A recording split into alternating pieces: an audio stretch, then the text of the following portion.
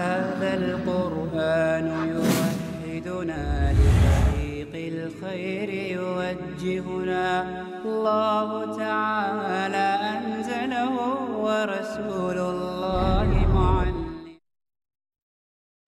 بسم الله الرحمن الرحيم.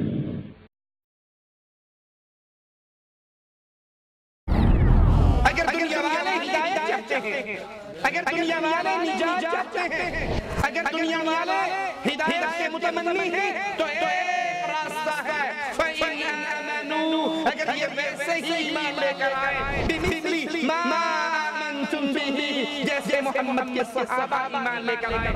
یہ ربیع الاول کا مہینہ آیا، مکہ کی زندگی میں آیا، مدینہ کی زندگی میں آیا، یہ دن آتا رہا کہ نبی نے زندگی میں ایک مرتبہ جشن عید میلاد النبی منایا. وہ جنگ کے میدانوں میں کودنے والے جنت کے لیے اگر جشن عید میلاد النبی جنت جانے کا راستہ ہوتا، ارے جو خون کی ندییں بہا سکتے ہیں ان کے لیے جشن منانا مشکل کام تھا. فَإِنْ آمَنُوا بِمِثْلِ مَا آمَنْتُمْ بِهِ فَقَدِ اهْتَدَوْا وَإِنْ تَوَلَّوْا فَإِنَّمَا هُمْ فِي شِقَاقٍ فَسَيَكْفِيكَهُمُ اللَّهُ وَهُوَ السَّمِيعُ الْعَلِيمُ.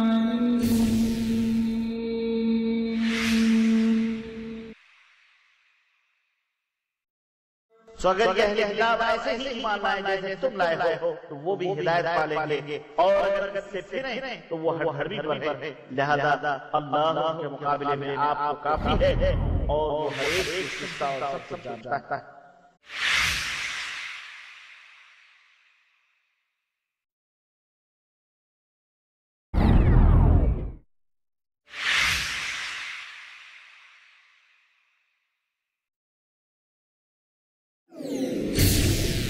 إن الحمد لله نحمده ونستعينه ونستغفره ونعوذ بالله من شرور أنفسنا ومن سيئات أعمالنا من يهده الله فلا مضل له ومن يضلل فلا هادي له. أشهد أن لا إله إلا الله وحده لا شريك له وأشهد أن محمدًا عبده ورسوله. أما بعد، أعوذ بالله من الشيطان الرجيم. بسم الله الرحمن الرحيم. وأن هذا صراطي مستقيما فاتبعوه ولا تتبعوا السبل فتفرق بكم عن سبيله ذلكم وصاكم به لعلكم تتقون.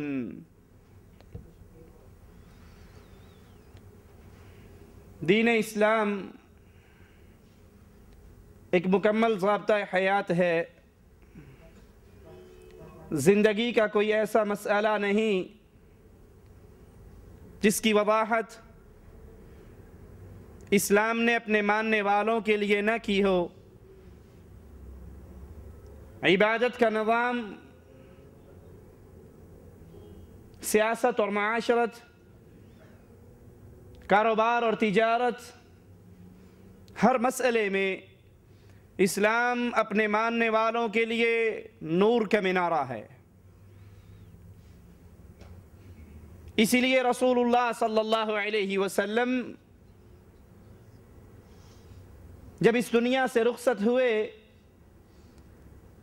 تو صحابہ کرام میں سے کہنے والوں نے کہا کہ اللہ کے نبی علیہ السلام اس حال میں فوت ہوئے کہ آسمان پہ اڑنے والے پرندوں تک کا علم بھی ہمیں دے کر گئے. اور یہ آیت اس مسئلے کو مزید واضح کر دیتی ہے. مالک عز و جل فرماتا ہے وَأَنَّ هَذَا صِرَاطِي مُسْتَقِيمًا، یہ جو راستہ ہے، جس راستے پر امام الانبیاء چلے، جس راستے پہ امام اعظم چلے، جس راستے پر محمد الرسول اللہ چلے صلی اللہ علیہ وسلم، یہ نبی کا راستہ، یہ سیدھا راستہ۔ ایک نقطہ اس کا دنیا پہ ہے، اس پہ چلنے والے کا اختتام اللہ کی جنت پہ ہوتا ہے۔ مستقیم سیدھے کو کہتے ہیں، دو نقطوں کے درمیان سیدھی لائن یہ خط مستقیم کہلاتی ہے، اور صراط مستقیم جس کا ایک نقطہ یہ دنیا ہے اور دوسرا نقطہ اللہ کی جنت ہے، جو اس راہ کا راہی بنتا ہے وہ اللہ کی جنت پہ اس کی زندگی کا اختتام ہوتا ہے۔ مرنے کے بعد اگلی زندگی میں وہ اللہ کی جنت میں داخل ہوتا ہے۔ اسی لیے اللہ کے نبی علیہ السلام جو شریعت لے کر آئے، صحابہ نے اس شریعت پہ عمل کر کے دکھایا، اور وہ دین، وہ اسلام، وہ راستہ، وہ صراط مستقیم، وَأَنَّ هَذَا صِرَاطِي مُسْتَقِيمًا، یہ بے شک میرا سیدھا راستہ ہے، فَاتَّبِعُوهُ۔ اے دنیا والو، قیامت تک آنے والو، آخری انسان تک یہ آوازہ ہے، اگر کوئی چاہے اللہ کی جنت میں داخل ہونا تو اس کو محمد کے صراط مستقیم پہ چلنا ہوگا صلی اللہ علیہ وسلم۔ وَلَا تَتَّبِعُوا السُّبُلَ، صراط مستقیم کو چھوڑ کر، اس سیدھے راستے کو چھوڑ کر، اللہ کے حبیب علیہ السلام کے طریقے کو چھوڑ کر دوسری راہوں پر نہ چلنا، کسی اور راستے کے پیچھے نہ چلنا۔ فَتَفَرَّقَ بِكُمْ عَنْ سَبِيلِهِ، اگر تم نے امام اعظم کا طریقہ چھوڑا، قائد اعظم کا طریقہ چھوڑا، دوسروں کی راہوں پہ چلنے کی کوشش کی، تم صراط مستقیم سے گمراہ ہو جاؤ گے۔ ذَلِكُمْ وَصَّاكُمْ بِهِ لَعَلَّكُمْ تَتَّقُونَ، یہ اللہ عز و جل تمہیں حکم دے رہا ہے، یہ مالک کا آرڈر ہے، یہ اللہ کا تاکیدی حکم ہے تاکہ تم پرہیزگاری اختیار کرو۔ صراط مستقیم پہ چلنے کا اللہ نے ہمیں حکم دیا، رسول اللہ صلی اللہ علیہ وسلم نے حکم دیا، اور صحابہ کرام وہ عظیم جماعت جو اللہ کے نبی علیہ السلام پر ایمان لے کر آئی اور اس اسلام کو اپنی زندگیوں میں انہوں نے غالب کیا، اس اسلام پر عمل کیا، اور قیامت تک کے لیے صحابہ کرام نور کا منارہ ثابت ہوئے۔ ادھر اللہ کے نبی کا حکم نازل ہوتا، آرڈر آتا، آسمان سے وحی اترتی، وہ قرآن کی صورت میں ہوتی یا فرمان مصطفیٰ کی صورت میں ہوتی، ادھر حکم محمد ہوتا اور ادھر صحابہ کی گردنیں جھک جاتی۔ اسی لیے مالک نے صحابہ کے ایمان کو میرے اور آپ کے لیے قدوہ اور آئیڈیل قرار دیا۔ قرآن حکیم میں بیان ہے، اس آیت پہ غور کیجئے، فَإِنْ آمَنُوا بِمِثْلِ مَا آمَنْتُمْ بِهِ فَقَدِ اهْتَدَوْا، اگر دنیا والے ہدایت چاہتے ہیں، اگر دنیا والے نجات چاہتے ہیں، اگر دنیا والے ہدایت کے متمنی ہیں تو ایک راستہ ہے، فَإِنْ آمَنُوا، اگر یہ ویسے ہی ایمان لے کر آئے، بِمِثْلِ مَا آمَنْتُمْ بِهِ، جیسے محمد کے صحابہ ایمان لے کر آئے، فَقَدِ اهْتَدَوْا، پھر یہ ہدایت یافتہ ہے، پھر یہ ہدایت کے راستے پر ہیں۔ صحابہ کا ایمان میرے اور آپ کے لیے ترازو اور پیمانہ بن گیا۔ وَإِن تَوَلَّوْا فَإِنَّمَا هُمْ فِي شِقَاقٍ، اور اگر یہ محمدی جماعت کے راستے سے ہٹیں، یہ منہج سلف سے ہٹیں، یہ صحابہ کے راستے سے ہٹیں، تو پھر یاد رکھو یہ سری اختلاف کے اندر ہے، کیونکہ صحابہ کی جماعت ہی، میرے نبی کے ساتھیوں کی وہ جماعت ہی پہلی جماعت ہے جس نے اللہ کے نبی کی لائی ہوئی شریعت پر عمل کر کے دکھایا۔ فَسَيَكْفِيكَهُمُ اللَّهُ وَهُوَ السَّمِيعُ الْعَلِيمُ، اور اللہ ان قریب آپ کی کفایت کرے گا اور وہ خوب سننے والا اور جاننے والا ہے۔ آئیے ذرا دیکھیں صحابہ کا ایمان کیسا تھا، صحابہ کا ایمان مجھے اور آپ کو کیا پیغام دیتا ہے۔ صحابہ کا ایمان اس نقطے کے اوپر مرکوز تھا، مرکزی نقطہ صحابہ کی زندگی میں یہی تھا کہ اللہ کے نبی کا حکم آئے اور ہم عمل کر کے دکھائے۔ میرے آقا علیہ السلام جمعہ کا خطبہ ارشاد فرما رہے، ایک شخص درمیان میں سے کھڑا ہوا، اللہ کے نبی علیہ السلام نے کہا بیٹھ جاؤ. دوسرے صحابی ابھی مسجد کے دروازے پر وہیں پر بیٹھ گئے. آپ نے کہا میرے ساتھی میں نے تجھے بیٹھنے کے لیے نہیں کہا. کہا آقا میری پردہ سماعت سے آپ کے جملے ٹکرائے تھے, بیٹھ جاؤ. میں سن کر کیسے کھڑا رہ جاتا. صحابہ کا ایمان کیا تھا. آقا مسجد سے باہر نکلے. اللہ کے رسول علیہ السلام مسجد سے نکلنے والے مردوں اور عورتوں کو راستے میں اکٹھے چلتے ہوئے دیکھا. اللہ کے نبی علیہ السلام نے فرمایا عورتوں تمہیں حق نہیں ہے راستے کے درمیان میں چلنے کا. تم دیواروں سے لگ کر راستے کے کونوں سے لگ کر چلو, اور مردوں تم راستے کے درمیان میں چلو. راوی حدیث کہتا ہے اس کے بعد عورتیں دیواروں سے اس طرح چپک کے چلتی تھی کہ ان کے دوپٹے دیواروں کے پتھروں میں اٹک جایا کرتے تھے. یہ صحابہ کا ایمان تھا. انہوں نے اپنی زندگی بنائی تھی کہ اللہ کے نبی علیہ السلام جو حکم ارشاد فرما دیں وہی ہمارے لیے دین ہے. اللہ کے نبی علیہ السلام نے انگوٹھی بنا کر پہنی. دیکھا تو سب صحابہ نے انگوٹھیاں پہنی ہوئی, اکثریت نے انگوٹھیاں پہنی ہوئی. نبی جماعت کرواتے ہوئے دوران نماز جوتی کو اتار دیتے ہیں, سلام پھیر کے دیکھتے ہیں سارے صحابہ جوتیاں اتار چکے. آپ پوچھتے ہیں میرے ساتھیو تم نے جوتیاں کیوں اتاری؟ کہا آقا ہم نے آپ کو جوتی اتارتے ہوئے دیکھا, آپ نے اتاری تو ہم کس منہ سے پہنے رہ جائیں. کہا مجھے تو جبرائیل نے بتایا تھا کہ آپ کی جوتی کے نیچے گندگی لگی تھی, میں نے اس لیے اتاری. کہا آپ نے اس لیے اتاری, ہم نے آپ کو دیکھ کر اتاری. یہ صحابہ کی جماعت تھی, یہ صحابہ کا ایمان تھا. یہ صحابہ نے دین سیکھا اور سمجھا تھا کہ ہم پابند ہیں صرف محمد الرسول اللہ صلی اللہ علیہ وسلم کے. اور ان کی محبت کا منظر, میرے نبی وضو کیا کرتے تھے, نبی کے وضو کے پانی کا ایک قطرہ بھی زمین پہ نہیں گرا کرتا تھا. میرے نبی کے صحابہ اس پانی کو اپنے ہاتھوں میں لے لیا کرتے تھے. اگر کسی کا ہاتھ میں پانی کا قطرہ نہ آیا وہ اپنے ساتھی کے گیلے ہاتھ پر ہی ہاتھ لگا لیا کرتا. یہ محبت, یہ پیار, یہ دوستی, یہی وہ دین اسلام ہے. جب صحابہ کی محبت, صحابہ کی اتباع رسالت کا جذبہ یہ عظیم تھا تو کیا یہ ممکن ہے کہ اللہ کے نبی کے یہ صحابہ رسول اللہ صلی اللہ علیہ وسلم کی شریعت کے حکموں کے خلاف عمل کرے؟ کیا یہ ممکن ہے کہ اللہ کے نبی کے صحابہ کو علم ہو اللہ کے نبی کی سنتوں کا, آپ کے احکامات کا, اور وہ اس پہ عمل نہ کرے؟ ارے میرے نبی علیہ السلام نے مشورتاً کہا تھا کیا ہی بہتر ہوتا کہ یہ دروازہ مسجد نبوی کا ہم عورتوں کے لیے خاص کر دیتے. عبداللہ ابن عمر کے غلام کہتے ہیں میں نے ابن عمر کو زندگی بھر پھر اس دروازے سے داخل ہوتے ہوئے نہیں دیکھا. ارے یہ ان کا ایمان تھا. آپ نے ایک غریب آدمی کو ایک اعلیٰ خاندان کے اندر رشتہ مانگنے کے لیے بھیجا. ماں باپ اس رشتے پہ راضی نظر نہیں آ رہے, ابھی آپس میں گفتگو چل رہی, بیٹی پردے کے پیچھے سے سن رہی اور کہتی ہے ماں یہ نہ دیکھو کہ رشتہ لینے کے لیے آیا کون ہے, ماما یہ نہیں دیکھتی کہ میرا رشتہ مانگنے والا کون ہے, میرے لیے دلہا پسند کس نے کیا ہے, محمد الرسول اللہ صلی اللہ علیہ وسلم. تو میں اللہ کے نبی کے پسند کردہ اس رشتے پر راضی ہوں.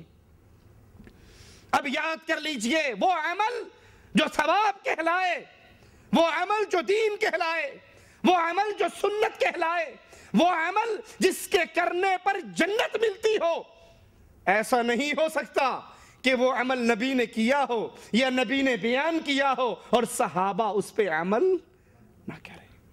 عبداللہ ابن عمر رضی اللہ عنہما راستے میں سے گزر رہے, ایک جگہ پہ پاؤں کی ٹھوکر لگتی ہے. اپنے ساتھی سے پوچھتے ہیں کیا خیال ہے, یہ ٹھوکر لگی ہے یا میں نے خود کھائی ہے؟ کہا انسان ٹھوکر خود نہیں کھایا کرتا, آپ کو تو یہ ٹھوکر لگی ہے. کہا نہیں میرے بھائی, میں اپنے آقا امام الانبیاء محمد الرسول اللہ صلی اللہ علیہ وسلم کے ساتھ اسی رستے سے گزرا تھا, میرے نبی کو ٹھوکر لگی تھی, میں نے اپنے رسول کی محبت میں ٹھوکر خود کھائی ہے. عبداللہ ابن عمر سفر کے اندر ایک جگہ پہ رک کر پیشاب کرنے کی کنڈیشن میں بیٹھ جاتے ہیں اور پھر آ کر پوچھتے ہیں ساتھی مجھے پیشاب آیا تھا یا میں جان بوجھ کر بیٹھا تھا؟ کہا کسی کو پیشاب آئے وہ تبھی بیٹھتا ہے. کہا نہیں میں اپنے نبی کے ساتھ یہیں سے گزرا تھا, میرے نبی یہاں بیٹھے تھے, میں بھی انہی کی محبت میں بیٹھا. جب وہ نبی کی سنتوں سے اتنا پیار کرتے تھے اور نبی کی عادات سے اتنا پیار کرتے تھے اور نبی کے ہونے والے عام واقعات پر بھی اپنی زندگی کو جاری کرتے تھے, یہ کیسے ممکن ہے کہ کوئی ثواب کا کام ہو, کوئی سنت کام ہو, کوئی جنت میں لے جانے والا کام ہو اور نبی بتائیں صحابہ نہ کریں؟ یہ ممکن. عبداللہ ابن عمر رضی اللہ عنہ وارضا جماعت کرواتے ہیں اور آخری تشہد میں اپنے بائیں پاؤں پر بیٹھتے ہیں, مسنون طریقے سے نہیں بیٹھتے, بائیں پاؤں کو دائیں ٹانگ کے نیچے سے نکال کر کلے پہ نہیں بیٹھتے. سلام پھیرنے کے بعد کہتے ہیں لوگو میرے اس عمل کو نہ پکڑ لینا, سنت وہی ہے جو محمد الرسول اللہ نے کیا تھا صلی اللہ علیہ وسلم. مجھے آج پاؤں میں تکلیف ہے, اس تکلیف کی بنا پر میں نے سنت پہ عمل نہیں کیا. اور یاد کر لیجئے جو کوئی شخص ایسا عمل کرے جو اللہ کے نبی کی سنت سے ثابت نہیں, آپ کے صحابہ نے اس پہ عمل کر کے نہیں دکھایا, وہ عمل دین نہیں بن سکتا. اگر دین ہوتا تو محمد بیان کر کے جاتے صلی اللہ علیہ وسلم, امام اعظم بتا کر جاتے, صحابہ عمل کر کے دکھاتے. اسی لیے امام الانبیاء محمد الرسول اللہ صلی اللہ علیہ وسلم نے فرمایا من احدث فی امرنا هذا ما لیس منہ فہو رد. جس نے ہماری شریعت میں کسی ایسے کام کو کیا جو اس شریعت میں موجود نہ ہو وہ کام مردود ہے. من عمل عملا لیس علیہ امرنا فہو رد. جس نے کوئی ایسا عمل کیا جس پہ امام الانبیاء امام اعظم قائد اعظم محمد الرسول اللہ صلی اللہ علیہ وسلم کی مہر نہیں, وہ مردود ہے. امام الانبیاء امام اعظم محمد الرسول اللہ صلی اللہ علیہ وسلم فرماتے ہیں کل بدعت ضلالہ وَكُلُّ ضَلَالَةٍ فِي النَّارِ. ہر بدعت گمراہی ہے, ہر نیا کام شریعت کے اندر, یاد رکھیے اس جملے کو, یاد رکھیے شریعت میں کیے جانے والا ہر نیا کام جس پر ثواب کی امید رکھی جائے, جس پر اللہ کی رضا کی امید رکھی جائے, جس کے نتیجے میں جنت کی طلب کی جائے, اس کو شریعت سمجھا جائے, اس کو دین سمجھا جائے, اس پہ اجر کی تمنا کی جائے, ہر وہ عمل شریعت میں جو اللہ کے نبی سے ثابت نہ ہو وہ بدعت ہے. اور محمد الرسول اللہ صلی اللہ علیہ وسلم فرماتے ہیں کہ ہر بدعت گمراہی ہے اور ہر گمراہی جہنم میں لے جانے والی ہے. یار لوگوں نے بدعت کا ترجمہ کیا ہے, وہ کہتے ہیں بدعت یہ ہے کہ جو چیز نبی کے دور میں نہ ہو بعد میں بنے وہ بدعت ہے. انڈیا کے ایک بہت بڑے مولوی صاحب کی تقریر میں سن رہا, وہ اسی کو بیان کر کے کہتے ہیں کہ وہ چیز اعلیٰ حضرت نے بدعت کی تعریف یہ کی ہے کہ جو چیز نبی کے دور میں نہ ہو بعد میں بنے وہ بدعت ہے. اب وہ اشارہ کرتا ہے حدیثوں کی طرف, کہتا ہے ان سے پوچھو تمہارے باپ دادا اس دور میں تھے؟ حضرت نے جو بدعت کی تعریف فرمائی ہے, فرمایا کہ جو چیز رسول اللہ کی ظاہری حیات میں نہ ہو بعد میں ایجاد کی جائے وہ بدعت ہے. ان سے پوچھنا جب ہم سلام قیام میلاد کریں تو یہ کہیں بدعت. اب ان سے آپ پوچھئے کہ تمہارے باپ دادا رسول اللہ کی زمانے میں پیدا ہو گئے تھے؟ نہیں ہوئے پیدا, تو ان کا پیدا ہونا یہ کیا ہوا؟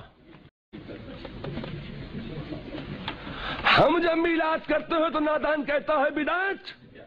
تیرا باپ بھی رسول اللہ کی ظاہری حیات میں پیدا نہیں ہوا تھا, تیرا دادا بھی رسول اللہ کے زمانے میں پیدا نہیں ہوا تھا, تو تیرا پیدا ہونا یہ کیا ہوا؟ یہ بھی تو بدعت ہے. اے لوگوں, بدعت کی 5 قسمیں ہیں, صرف 2 قسمیں بیان کرنا چاہتا ہوں. ایجاد کیا برا طریقہ تو اس کا ایجاد کرنے والا گناہ پائے گا اور اس کا عمل کرنے والا بھی گناہ پائے گا, اور ایجاد کیا اچھا طریقہ تو اس کا ایجاد کرنے والا ثواب پائے گا اور اس کا عمل کرنے والا بھی ثواب پائے گا. یہ بدعت کی تعریف ہے. تو اس دور میں تمہارے باپ دادا کا پیدا ہونا بھی تو بدعت ہی کہلایا. بدعت کی تعریف یہ ہے کہ کوئی ایسا عمل کیا جائے جس عمل سے امید رکھی جائے ثواب کی، اللہ کی رضا کی، دین سمجھ کے، عبادت سمجھ کے، باعث اجر و ثواب سمجھ کے وہ کام کیا جائے شریعت کے اندر، اور محمد کریم کی شریعت میں وہ عمل موجود نہ ہو، سنت سے ثابت نہ ہو، آپ نے وہ کام نہ کیا ہو، صحابہ نے اس پہ عمل نہ کیا ہو، یہ کام دین کے اندر اضافہ ہے اور یہ بدعت ہے۔ دین میں ہر نیا کام بدعت، گمراہی اور جہنم کا راستہ ہے، اور اللہ کے نبی کی اتباع جنت کا راستہ ہے، اللہ کی رضامندی کا راستہ ہے۔ قرآن حکیم کی آیت پہ غور کیجئے، من یطع الرسول فقد اطاع اللہ، جس نے رسول کی اطاعت کی اس نے اللہ کی اطاعت کی۔ یہ رسول، یہ امام اعظم، یہ قائد اعظم، یاد کر لیجئے کائنات کے اندر دو نام صرف ایک ہی ذات کے لیے ہیں۔ کائنات میں امام اعظم بھی ایک ہی گزرا ہے اور قائد اعظم بھی ایک ہی گزرے ہیں۔ امام اعظم کائنات میں دو نہیں ہیں اور قائد اعظم بھی کائنات میں دو۔ محمد علی جینا مسلمانوں کا قائد اعظم نہیں ہے۔ امام ابو حنیفہ رحمت اللہ علیہ اہل ایمان کے امام اعظم یعنی سپرلیٹیو ڈگری ہے، سب سے بڑا امام نہیں ہے۔ امام اعظم بھی محمد الرسول اللہ اور قائد اعظم بھی محمد الرسول اللہ صلی اللہ علیہ وسلم۔ اور جو تعریف اللہ کی کتاب میرے نبی کی کر رہی ہے، یہ تعریف کائنات میں نبی کی کون کر سکتا ہے؟ سب سے بڑی شان، سب سے بڑا مقام ہمارے نبی کا، ہمارے قائد اعظم کا، امام اعظم کا، امام الانبیاء کا کیا ہے؟ من یطع الرسول فقد اطاع اللہ، جو اس رسول کی مانتا ہے وہ حقیقت میں اللہ کی مانتا ہے، جو اس کی اطاعت کرتا ہے وہ اللہ کی اطاعت کرتا ہے۔ دوسرے مقام پہ غور کیجئے قرآن حکیم کے، قل ان کنتم تحبون اللہ فاتبعونی یحببکم اللہ، اے دھرتی والو، اے کائنات والو، اگر تم چاہتے ہو اللہ سے محبت کرنا، اس کا ایک ہی راستہ ہے کہ تم محمد کی اطاعت کرو صلی اللہ علیہ وسلم۔ تم نبی کے پیچھے چلو، ہر عمل کرنے سے پہلے سوچو کیا اللہ کے نبی نے یہ کیا، کیا نبی کے صحابہ نے کیا؟ فتبعونی، نبی کی اتباع کرو، یحببکم اللہ، تم محمد کی اتباع کرو گے علیہ السلام، عرش والا تم سے محبت کرے گا۔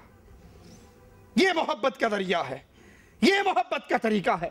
اور اللہ کے قرآن کی اس آیت پہ غور کیجئے، اللہ اپنے نبی علیہ السلام کی شان کو کیسے بیان کرتا ہے؟ لَقَدْ كَانَ لَكُمْ فِي رَسُولِ اللَّهِ أُسْوَةٌ حَسَنَةٌ، تمہارے لیے آئیڈیل زندگی، تمہارے لیے سب سے پیارا نمونہ وہ صرف محمد الرسول اللہ صلی اللہ علیہ وسلم کی زندگی۔ پوری زندگی میں امام ہو، مدینے کے امام کو دیکھو، سپاہ سالار ہو، بدر کے سپاہ سالار کو دیکھو، حکمران ہو، مدینے کے حکمران کو دیکھو، فاتح ہو، مکہ کے فاتح کو دیکھو، یتیم ہو، عبداللہ کے یتیم کو دیکھو، شوہر ہو، عائشہ کے شوہر کو دیکھو، بابا ہو، فاطمہ کے بابا کو دیکھو، استاد ہو، اصحاب صفہ کے استاد کو دیکھو، ہر مسئلے میں آئیڈیل ہے، نمونہ ہے محمد الرسول اللہ صلی اللہ علیہ وسلم۔ یہ تمام آیات جو میں نے سنائی، یہ جتنی احادیث آپ کے پردہ سماعت سے ٹکرائیں، ان کو بھولیے گا نا، ان کو اپنے ذہن میں تازہ رکھیے، یاد رکھیے، اور آئیے اگلی گفتگو کو سنیں۔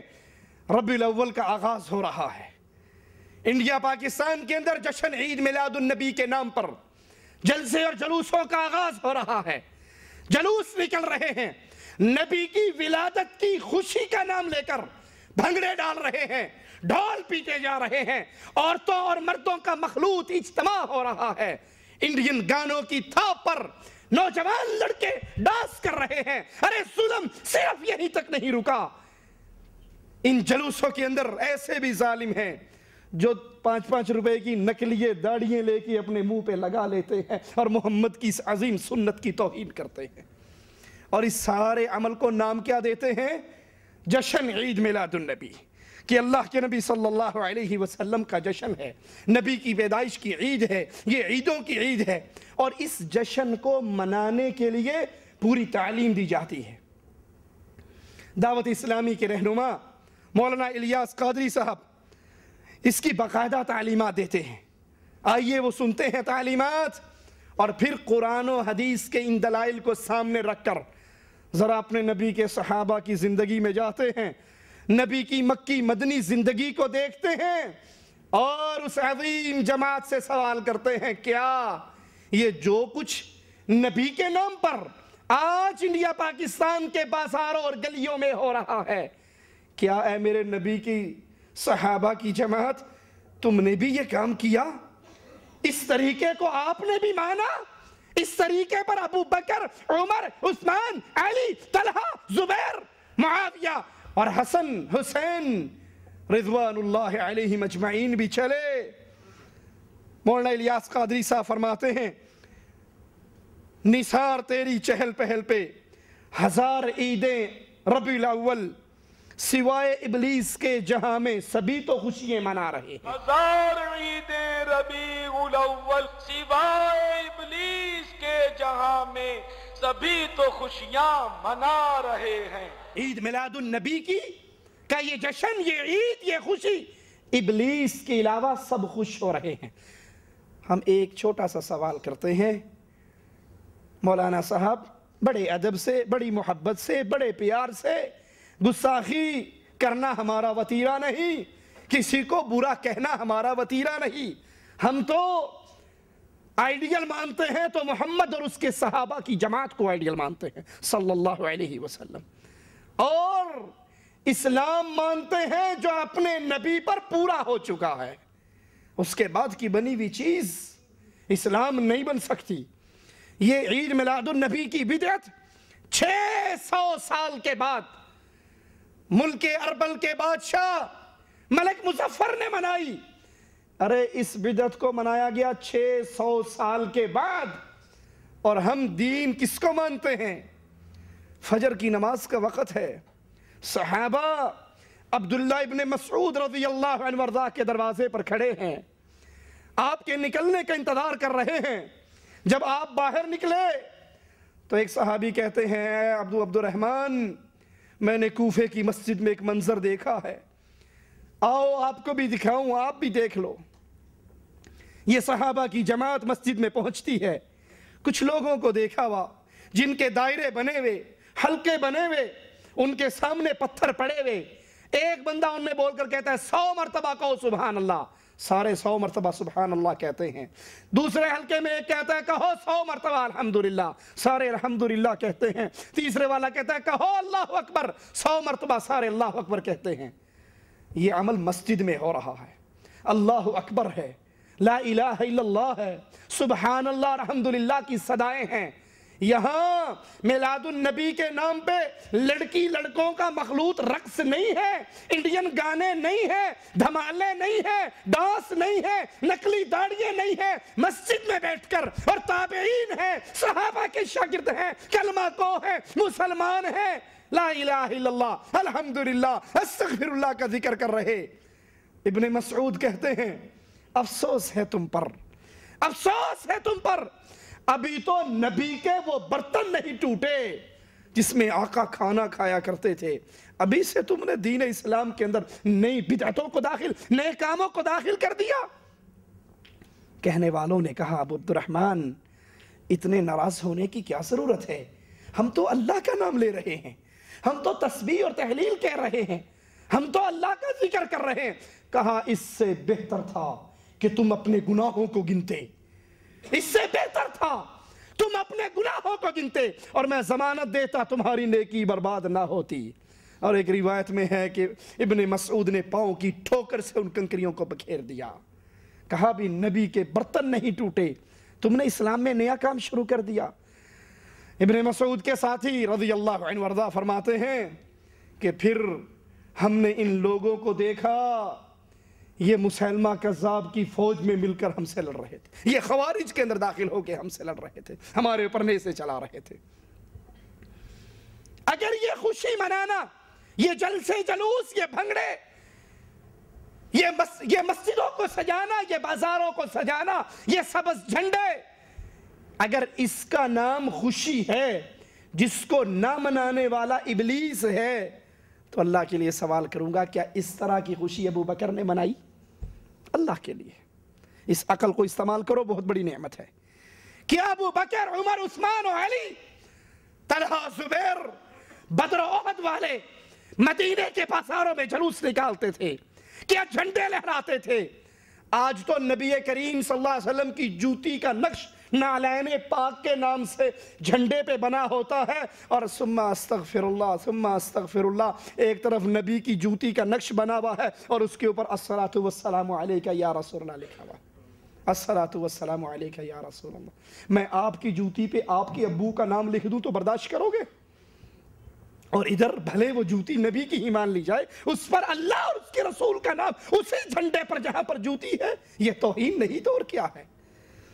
کیا ابو بکر و عمر کی جماعت نے، کیا صحابہ کرام نے اس طرح جلوس نکالے؟ اگر آپ کہتے ہو یہ جلوس نہ نکالنے والا، یہ خوشی نہ کرنے والا ابلیس ہے، تو صحابہ کی جماعت پہ کیا فتویٰ لگے گا؟ تابعین کی جماعت پہ کیا فتویٰ لگے گا؟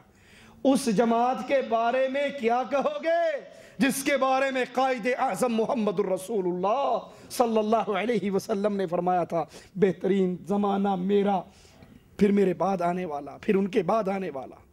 بہترین دور شریعت میں، شریعت والوں کا محمد کریم کا دور، صحابہ کرام کا دور، تابعین اعظام کا دور. یہ بہترین ادوار تھے. کہ ان ادوار کے اندر یہ جلوس نہیں نکلے، یہ بھنگڑے نہیں ڈلے، یہ مکہ مدینہ کے ماڈل، بیت اللہ اور مسجد نبوی کے ماڈل نہیں بنے.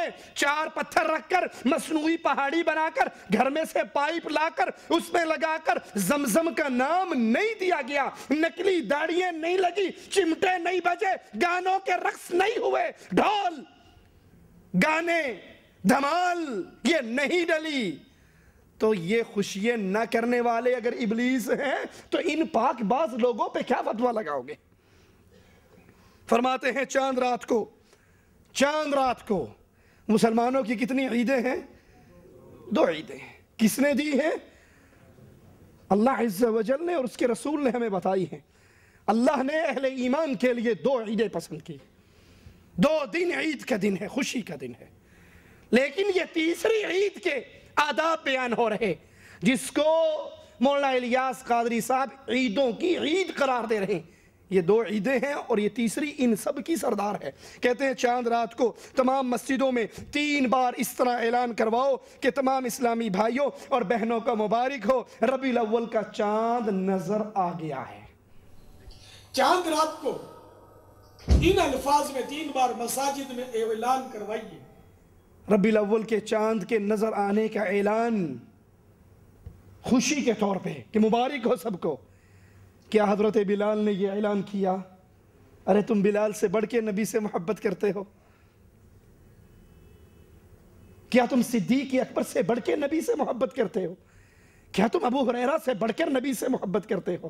وہ ابو ہریرہ جو فرماتے ہیں لوگ کام کاج کے لیے چلے جاتے تھے اور میں نبی کے دروازے سے نہ اٹھتا تھا کہ کہیں یہ نہ ہو میں کہیں جاؤں نبی اپنی زبان مبارک سے کوئی حدیث ارشاد فرمائے اور ابو ہریرہ اس سے محروم ہو جائے. کیا تمہیں ان سے زیادہ پیار ہے؟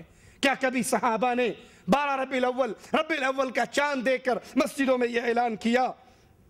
اپنے گھر، دکان، مسجد پر 12 عدد یا کم از کم ایک سبز جھنڈا یکم ربیع الاول سے لے کر سارے مہینے لہرائیں. اپنی مسجد، گھر، دکان، کارخانہ وغیرہ پر 12 عدد ورنہ کم از کم 1 عدد سبز پرچم ربیع النور شریف کی چاند رات سے لے کر سارا مہینہ لہرائیے. اس حدیث سے ثابت ہے. کس صحابی نے لہرایا؟ نبی نے کس کو جھنڈے بنا کر دیے؟ اگر یہ جھنڈا لہرانا ثواب کا کام ہے، اگر جشن عید میلاد النبی ثواب کا کام ہے، اجر کا کام ہے، تو بتائیے اجر و ثواب کی باتیں تو محمد بتا کر چلے گئے صلی اللہ علیہ وسلم. الیوم اکملت لکم دینکم، میرے رب نے اعلان فرما دیا دین پورا ہو گیا، شریعت بیان ہو گئی. اگر یہ اجر و ثواب کی باتیں ہیں تو یہ آپ کو آج کیسے پتہ لگی؟ نبی کے دور میں یہ لوگوں کو کیوں نہ پتہ تھی؟ بس ٹرک، کار، رکشا، سائیکل پر بھی اپنے پلے سے ایک جھنڈا خرید کر ضرور لگائیے۔ بسوں، ویگنوں، ٹرکوں، ٹرالوں، ٹیکسیوں، رکشوں، ریڑیوں، گھوڑا گاڑیوں وغیرہ پر ضرورتاً اپنے پلے سے پرچم خرید کر باندھ دیجئے۔ اپنی سائیکل، اسکوٹر اور کار پر بھی سگے مدینہ الیاس قادری عطار اپنے گھر پر بھی سبز جھنڈا لگاتے ہیں۔ الحمدللہ سگے مدینہ وفی عنہ بھی حتی الامکان اپنے مکانے بے نشان پر سادہ جھنڈے لگاتا ہے۔ مولانا صاحب، ہم آپ سے ایک ہی سوال کرتے ہیں، آپ اپنے گھر پہ ایک جھنڈا نہیں 1000 جھنڈے لگا لیں، لیکن ہمیں نبی کی کوئی ایک حدیث بتا دیں جس میں نبی نے اپنے گھر پہ جھنڈا لگایا ہو، نبی نے اپنی بیویوں کے گھروں پہ جھنڈا لگایا ہو، میرے نبی کے صحابہ نے یہ عمل کیا ہو، ایک حدیث۔ آپ کو اجازت ہے جو چاہے کریں، لیکن ہم پابند ہیں محمد الرسول اللہ صلی اللہ علیہ وسلم۔ اپنے گھروں پر 12 جھالریں یا کم از کم 12 بلب لگائیں اور اپنے محلوں میں بھی خوب چراغاں کریں۔ یہ چراغاں نبی کے کس صحابہ؟ اپنے گھر پر 12 جھالروں یعنی لڑیوں یا کم از کم 12 بلبوں سے نیز اپنی مسجد اور محلے میں بھی 12 دن تک خوب چراغاں کی۔ اگر یہ چراغاں کرنا باعث اجر و ثواب ہے، اگر یہ چراغاں کرنا، اگر یہ خوشی کا یہ طریقہ اللہ کے نبی کی شریعت میں ہے تو اللہ کا واسطہ ہے دلیل ہمیں بھی دے دو۔ سارے علاقے کو سبز سبز جھنڈوں ننے ننے بلبوں سے سجا کر دلہن بنا دیجئے، فضا میں 12 میٹر یا حسب استطاعت پرچم لہرائیے، 12 دن تک مساجد میں اجتماعات مقرر کیجئے۔ سارے علاقے کو سبز سبز پرچموں اور رنگ برنگے بلبوں سے سجا کر دلہن بنا دیجئے۔ بڑے شہر میں ہر علاقائی مشاورت کا نگران قصبے والے قصبے میں 12 دن تک روزانہ مختلف مساجد میں عظیم الشان سنتوں پر اجتماعات منعقد۔ کیا نبی کے صحابہ نے کیے؟ ایک ہی سوال۔ نبی کے صحابہ وہ عظیم جماعت جو میرے نبی کے حکموں کو قبول کرتے ہوئے پھیلاتے ہوئے مر جانا سعادت سمجھتے تھے۔ میرے نبی نے ایک صحابی کو بھیجا تھا، مشرکین کی بستی میں جاؤ، ان کو پیغام توحید دے کر آؤ۔ وہ بستی کے چوک میں پہنچے تھے، چوراہے میں کھڑے ہو کے آواز لگائی تھی، نبی کا پیغام دیا تھا، قولوا لا الہ الا اللہ، یہ نغمہ ان کو سنایا تھا۔ ایک مشرک نے پیچھے سے آ کر نیزے کا وار کیا تھا، اس صحابی کی چھاتی سے وہ نیزہ باہر نکل آیا اور صحابی کی زبان سے جملہ نکلا، فزت برب الکعبہ، کعبے کے رب کی قسم میں کامیاب ہو گیا۔ ارے جو مر جانا اطاعت رسول میں کامیابی جانتے تھے، کبھی انہوں نے بھی 12 میٹر کے جھنڈے لگائے، بلب لگائے، اجتماعات مقرر کیے مسجد رسول میں صلی اللہ علیہ وسلم۔ ربیع الاول کے چاند نظر آنے سے لے کر 12 ربیع الاول تک یہ 12 دن اجتماعات نبی کے صحابہ نے کیے۔ اس میں محفل میلاد قیام ہوا۔ 11 ربیع الاول کی شام کو یا 12ویں کی شب کو استقبال عید میلاد کی نیت سے غسل کیجئے۔ ربیع النور شریف کی شام کو ورنہ 12ویں شب کو استقبال عید میلاد النبی صلی اللہ تعالی علیہ وآلہ وسلم کی نیت سے غسل کیجئے، ہو سکے۔ عید کا غسل کرنا سنت سے ثابت ہے یا نہیں؟ عید کا غسل، جمعے کا غسل، یہ تعلیم ہمیں کس نے دی ہے؟ محمد رسول اللہ صلی اللہ علیہ وسلم۔ عید اور جمعے کے غسل کا حکم تو رسول اللہ صلی اللہ علیہ وسلم ارشاد فرما رہے۔ مولانا ایک حدیث ہمیں دے دو جس میں نبی نے فرمایا ہو عید میلاد کی رات کو یا صبح کو، 11ویں کی شام کو یا 12ویں کی شب کو غسل کرو بنیت استقبال عید میلاد النبی۔ کوئی ایک حدیث، ایک حدیث، زیادہ نہیں، ایک حدیث کا سوال ہی ہو۔ ارے نبی سے حدیث نہیں دے سکتے، میرے نبی کے کسی صحابی، ایک صحابی کا عمل ہی پیش کر دو۔ ہو سکے تو اس عیدوں کی عید کی تعظیم کی نیت سے سفید لباس، امامہ، سبز ٹوپی، کتھئی رنگ کی چادر، جیب کا رومال، ہاتھ کی گھڑی، قلم، چپل، عطر کی شیشی، یہ ساری چیزیں اپنے استعمال کی نئی خریدیے، اور اسلامی بہنیں بھی اپنی استعمال کی چیزوں کو نیا سفید خریدیں۔ لباس، امامہ، سربند، ٹوپی، کچھئی چادر، مسواک، جیب کا رومال، چپل، تسبیح، عطر کی شیشی، ہاتھ کی گھڑی، قلم، قافلہ پیڈ وغیرہ وغیرہ اپنے استعمال کی ہر چیز ممکنہ صورت میں نئی لیجئے۔ اسلامی بہنیں بھی اپنی ضرورت کی جو اشیاء ممکن ہو وہ نئی لیں۔ عید پہ حدیث میں حکم ہے نا، نیا لباس پہنو، کسی کے پاس نیا نہ ہو تو وہ کم از کم صاف ستھرا دھلا ہوا لباس پہنے۔ عیدوں پہ لباس نیا پہننا 2 عیدوں کے لیے اللہ کے نبی کی حدیث سے ثابت ہے، سر آنکھوں پہ ہے، مانتے ہیں، لیکن یہ عید میلاد کے لیے نیا لباس اور سارے استعمال کی چیزیں نئی خریدنے کی کوئی ایک حدیث تو مولانا سنا دے ہمیں۔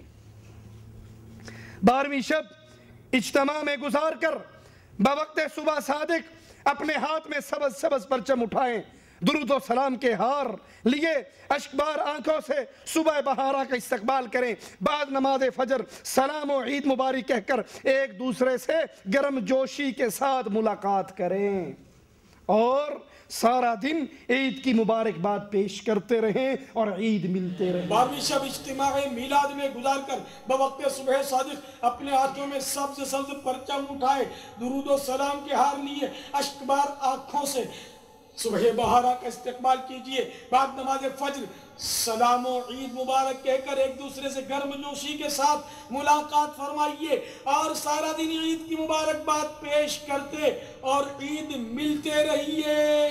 عید ملنے کا طریقہ ہمیں رسول اللہ نے سکھایا یا نہیں سکھایا؟ عید پر دعائیں بھی اللہ کے نبی نے ہمیں سکھائی، تقبل اللہ منا و منک، یہ عید ملنے کی دعا ہے یا نہیں؟ عید پہ ایک دوسرے کو دعا دینے کی۔ اب سوچئے جو نبی ان 2 مسلمانوں کی 2 عیدوں پر ہمیں تعلیم دے رہے، یہ تعلیم اللہ کے نبی کی کس حدیث میں ہے؟ یہ تعلیم رسول اللہ صلی اللہ علیہ وسلم کی کس حدیث میں ہے؟ عید میلاد النبی تو عیدوں کی عید ہے، آج تو ہے عید میلاد النبی، مرحبا بولو مرحبا بولو، جھوم کر بولو مرحبا بولو۔ میلاد النبی تو عیدوں کی بھی ہے، آج تو ہے عید دادا میلاد النبی، مرحبا بولو مرحبا مرحبا، جھوم کر بولو مرحبا مرحبا، جھوم کر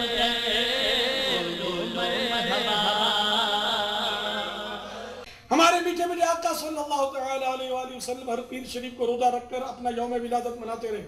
آپ بھی یاد رسول اللہ صلی اللہ علیہ وسلم، مولانا الیاس قادری فرماتے ہیں، رسول اللہ صلی اللہ علیہ وسلم ہر پیر کے دن روزہ رکھ کر یوم ولادت مناتے رہے، آپ بھی روزہ رکھ کر سبز پرچم اٹھا کر جلوس میلاد میں شریک ہوں۔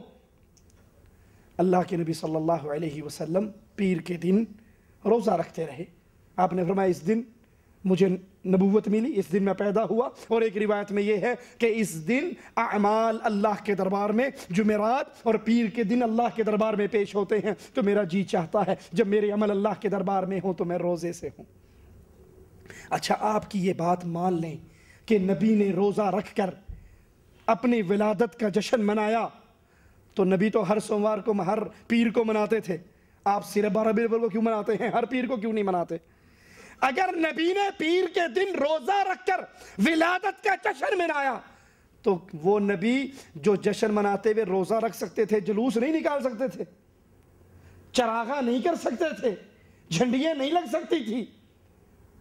اگر یہ نبی کریم نے سارا عمل کیا جو آج اسلام کے نام پہ ہو رہا ہے، تو اللہ کے لیے ہمیں بھی اس حدیث کا نام بتا دو۔ کہتے ہیں جشن عید میلاد منانے کے لیے نیت کریں۔ اب نیت کیا ہے؟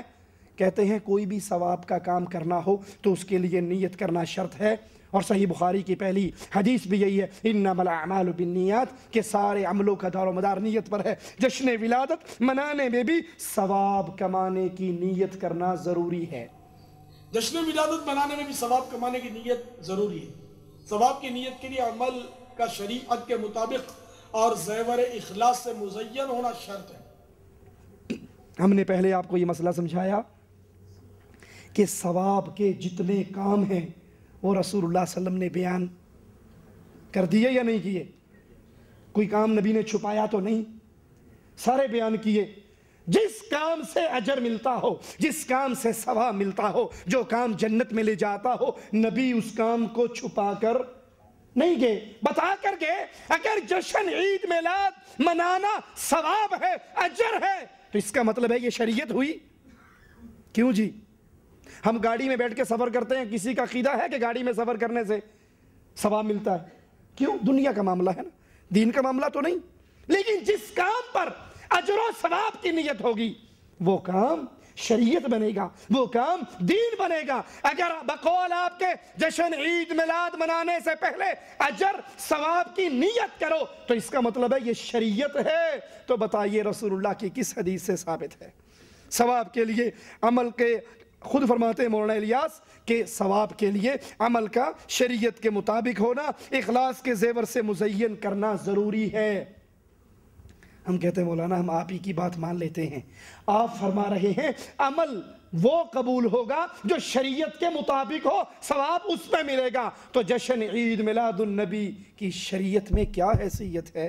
نبی نے کب منایا؟ نبی کی نبوت سے پہلی زندگی 40 سالہ زندگی میں یہ ربیع الاول کا مہینہ آیا، مکے کی زندگی میں آیا، مدینے کی زندگی میں آیا، 63 سال آپ کی عمر، بار بار سال ہر سال یہ دن آتا رہا۔ کیا نبی نے زندگی میں ایک مرتبہ جشن عید میلاد النبی منایا؟ رضائے رب العزت پانے کے لیے جشن ولادت کی خوشی میں یہ نیت کرو کہ چراغاں کروں گا۔ جبرائیل علیہ السلام نے شب ولادت 3 جھنڈے کعبہ کے اوپر گاڑے تھے، میں بھی جبرائیل کی سنت پہ عمل کرتے ہوئے جھنڈا گاڑوں گا۔ جبرائیل امین علیہ السلام نے شب ولادت جو 3 جھنڈے گاڑے تھے، جبریل امین علیہ السلام نے شب ولادت جو 3 جھنڈے گاڑے تھے، اس کی پیروی میں جھنڈے لے رہا ہوں۔ پہلی بات جبرائیل علیہ السلام نے کعبے کی چھت پہ شب ولادت پہ جھنڈا گاڑا تھا۔ مولانا حدیث کا نام کیا ہے؟ دین تو بند ہو گیا، ایک اللہ کی کتاب، دوسرے نبی کی سنت، اب تیسری چیز تو دین لینے کی نہیں رہی۔ اب بتائیے قرآن میں کیا حوالہ یا فرمان مصطفیٰ میں کیا حوالہ ہے کہ جبرائیل نے شب ولادت جھنڈا گاڑا؟ لیکن پہلی بات تو دلیل دیجئے، دوسری بات جبرائیل کا عمل ہمارے لیے دلیل نہیں ہے، ہمارے لیے دلیل عمل ہے محمد الرسول اللہ کا۔ اگر یہ پہلی بات تو ثابت کریں جبرائیل نے بیت اللہ پر جھنڈا گاڑا، دلیل کیا ہے، کتاب کون سی ہے؟ دوسری بات اگر یہ دین تھا، اگر یہ شریعت تھی، اگر یہ اجر و ثواب کا کام تھا تو اللہ کے نبی نے جھنڈا گاڑا؟ آپ کو دیکھ کر حضرت عمر نے، حضرت ابو بکر نے گاڑا؟ وہ ابو بکر و عمر جس ابو بکر کو بیٹے نے کہا تھا بابا تیری گردن 3 مرتبہ میری تلوار کے نیچے بدر کے میدان میں آئی تھی، بابا سمجھ کے چپ کر گیا تھا۔ ایمان والے صدیق اکبر نے کہا تھا عبد الرحمن تیری خوش قسمتی ہے، تیری گردن ابو بکر کی تلوار کے نیچے 1 مرتبہ نہیں آئی، اور 1 مرتبہ آ جاتی لختے جگر نہ سمجھتا، محمد کا گستاخ سمجھ کے کاٹ ڈالتا۔ جو اپنے بیٹوں کو کاٹنے کے لیے تیار، جس عمر نے بدر کے میدان میں اپنے ماموں کا مقابلہ کیا، جن صحابہ میں سے کئی ایسے بھی، حضرت ابو ذر جیسے، جنہوں نے اپنے باپ کو بدر کے احد کے میدان میں یا بدر کے میدان میں قتل کیا، اگر یہ جھنڈے گاڑنا شریعت تھا، ثواب تھا، اجر تھا، تو بتائیے صحابہ میں سے کس نے یہ جھنڈے گاڑے؟ سبز گنبد کی نسبت سے سبز پرچم لگاؤں گا، یہ نیت کرو، دھوم دھام سے جشن ولادت منا کر کفار پر عظمت مصطفیٰ کا سکہ بٹھاؤں گا۔ دھوم دھام سے جشن ولادت منا کر کفار پر عظمت سرکار صلی اللہ علیہ وآلہ وسلم کا سکہ بٹھاؤں گا۔ دھوم دھام سے جشن ولادت بنا کر کفار پہ، مولانا الیاس کہتے ہیں نیت کرو کہ کفار پر اللہ کے نبی کی عظمت کا سکہ بٹھانا ہے، دھوم دھام سے جشن منا کر۔ میرے نبی کے صحابہ نے عظمت مصطفیٰ کے جھنڈے نہیں گاڑے؟ کفار پہ رعب نہیں طاری ہوا؟ ارے بیت المقدس کو فتح کرنے کے لیے جب لشکر پہنچا، انہوں نے سوال ہی یہ کیا تھا، ہماری کتاب میں لکھا ہے کہ تمہارا خلیفہ چابی لینے کے لیے آئے گا، اپنے خلیفہ کو لاؤ، اپنے خلیفہ کو لاؤ، وہ ہم سے چابی لے۔ امیر عمر کو لکھا جاتا ہے ایک خادم کو لے کے چلتے ہیں اور امیر عمر ہیں رضی اللہ عنہ وارضا، ایک وقت خود اونٹنی کی مہار پکڑ کے چلتے ہیں، غلام سواری کرتا ہے، پھر غلام نیچے چلتا ہے، امیر المؤمنین سواری کرتے ہیں۔ اللہ کی شان، جب کفار کے شہر میں داخل ہونے کا وقت آتا ہے تو باری غلام کی سواری کرنے کی بنتی ہے اور امیر المؤمنین کی نیچے چلنے کی۔ غلام کہتا ہے آقا امیر المؤمنین خلیفۃ المسلمین، میں آپ کا غلام اور خادم ہوں، اب کفار کا ملک ہے، اس میں ہم داخل ہونے لگے ہیں، ان پہ اچھا اثر نہیں پڑے گا اگر میں غلام، میں خادم اونٹ پہ سوار ہو جاؤں اور آپ میری مہار پکڑ کے چلیں۔ تو آپ نے کہا یہ کہنے والے کہ کفار پہ اچھا اثر نہیں پڑے گا، روب ظاہری چیزوں سے نہیں آتا، روب تو اللہ کی رحمت سے اترتا۔ ادھر کفار دیکھ رہے، دو شخص آ رہے ہیں، کہتے ہیں یہ تمہارا خلیفہ ہے؟ وہ سمجھتے ہوں گے کہ بہت بڑا کوئی لاؤ لشکر آئے گا، ہٹو بچوں کی آوازیں ہوں گی۔ کہا یہ خلیفہ ہے؟ کہا ہاں یہی ہے۔ کہا جو یہ سوار ہے؟ کہا نہیں، جو سوار ہے وہ اس کا غلام ہے اور یہ مہار پکڑنے والا خلیفۃ المسلمین ہے۔ چابیاں لا کے امیر المومنین کے قدموں میں ڈال دیتے ہیں، کہتے ہیں جو اپنے غلام پر ظلم نہیں کرتا وہ ہم پہ بھی ظلم نہیں کرے گا۔ آپ سمجھتے ہو جشن ولادت کا جلوس نکال کر کافروں پہ روب ڈالو گے، وہ آپ سے ڈر جائیں گے۔ ارے ماجرا الٹ ہے، ماجرا اس کے الٹ ہے۔ کفار آپ کو جشن عید میلاد مناتے ہوئے دیکھ کر گئیں گے ساڑی لین تے لگا ہے۔ عیسائی کرسمس ڈے نہیں مناتے، کرسمس ڈے کے لیے چراغاں نہیں کرتے، کرسمس ڈے کے لیے کارڈ نہیں چھپتے، کرسمس ڈے کے لیے کیک نہیں کٹتے۔ پروفیسر ڈاکٹر طاہر القادری صاحب اپنے ادارہ منہاج القرآن کے اندر عیسائی پادری کو بلاتے ہیں کرسمس ڈے منانے کے لیے۔ طاہر القادری بھی ہیں، عیسائی پادری بھی ہے، کیک بھی لایا جاتا ہے، پادری کے گلے کے اندر سلیب بھی لٹکی ہوئی ہے، اور ایک دفعہ چھری پادری کے ہاتھ میں ہوتی ہے، قادری صاحب اوپر ہاتھ رکھ کے کیک کاٹتے ہیں مل کر، دوسری مرتبہ چھری قادری صاحب کے ہاتھ میں ہوتی ہے، پادری صاحب اوپر ہاتھ رکھ کے کیک کاٹتے ہیں، اور دونوں کہتے ہیں پھر ڈاکٹر طاہر القادری صاحب کہتے ہیں جس طرح جشن عید میلاد النبی میں ہم اپنے نبی کا مناتے ہیں، عیسیٰ بھی ہمارے نبی ہیں اور یہ ان کا کرسمس ڈے ہے۔ تو کفار ان جلوسوں کو دیکھ کر مرعوب نہیں ہوں گے، بلکہ وہ کہیں گے جو کام ہم کرتے تھے اسلام کا نام لیوا بھی کرنے لگ گیا۔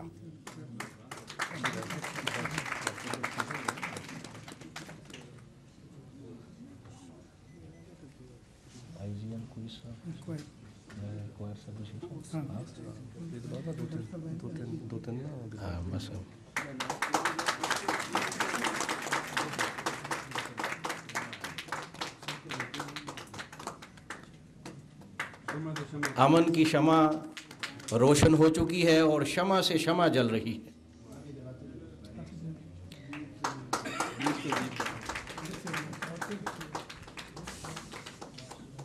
دیپ سے دیپ جل رہے ہیں اور یہ امن کی روشنی جو ہے یہ پوری دنیا کو یہ میسج دے رہی ہے کہ مسلم مسیحی برادری ایک ہیں اور وہ امن پر بلیو کرتے ہیں۔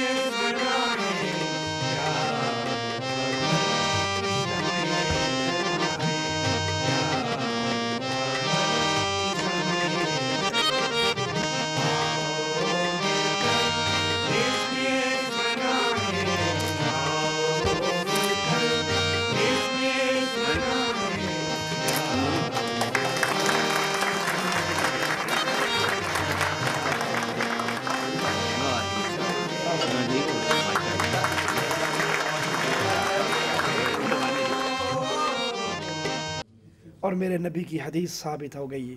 آپ نے فرمایا من تشبہ بقوم فہو منہم، جو جس قوم کی مشابہت اختیار کرے گا وہ انہی میں سے ہوگا. اگر کفار پر رعب ڈالنا ہے تو جشن میلاد کے جلوسوں سے کافر نہیں ڈرتے، وہ اہل ایمان سے ڈرا کرتے ہیں، وہ اہل توحید سے ڈرا کرتے ہیں، وہ اللہ کے مواحد بندوں سے ڈرا کرتے ہیں. آج بھی موجودہ کافروں کی تحریکوں کو پڑھ لیں، ان سب کے رونے میں ایک لفظ آپ کو بہت بڑا سنائی دے گا، وہابی.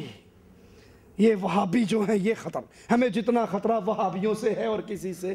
اللہ کی توحید کو سیکھیے. کیوں؟ قرآن کا فیصلہ ہے انتم الاعلون، تم غالب ہونے والے ہو. شرط کیا ہے؟ ان کنتم مؤمنین، اگر تم مومن بن جاؤ، صاحب ایمان بن جاؤ، مواحد بن جاؤ. مشرک سے کافر نہیں ڈرا کرتا.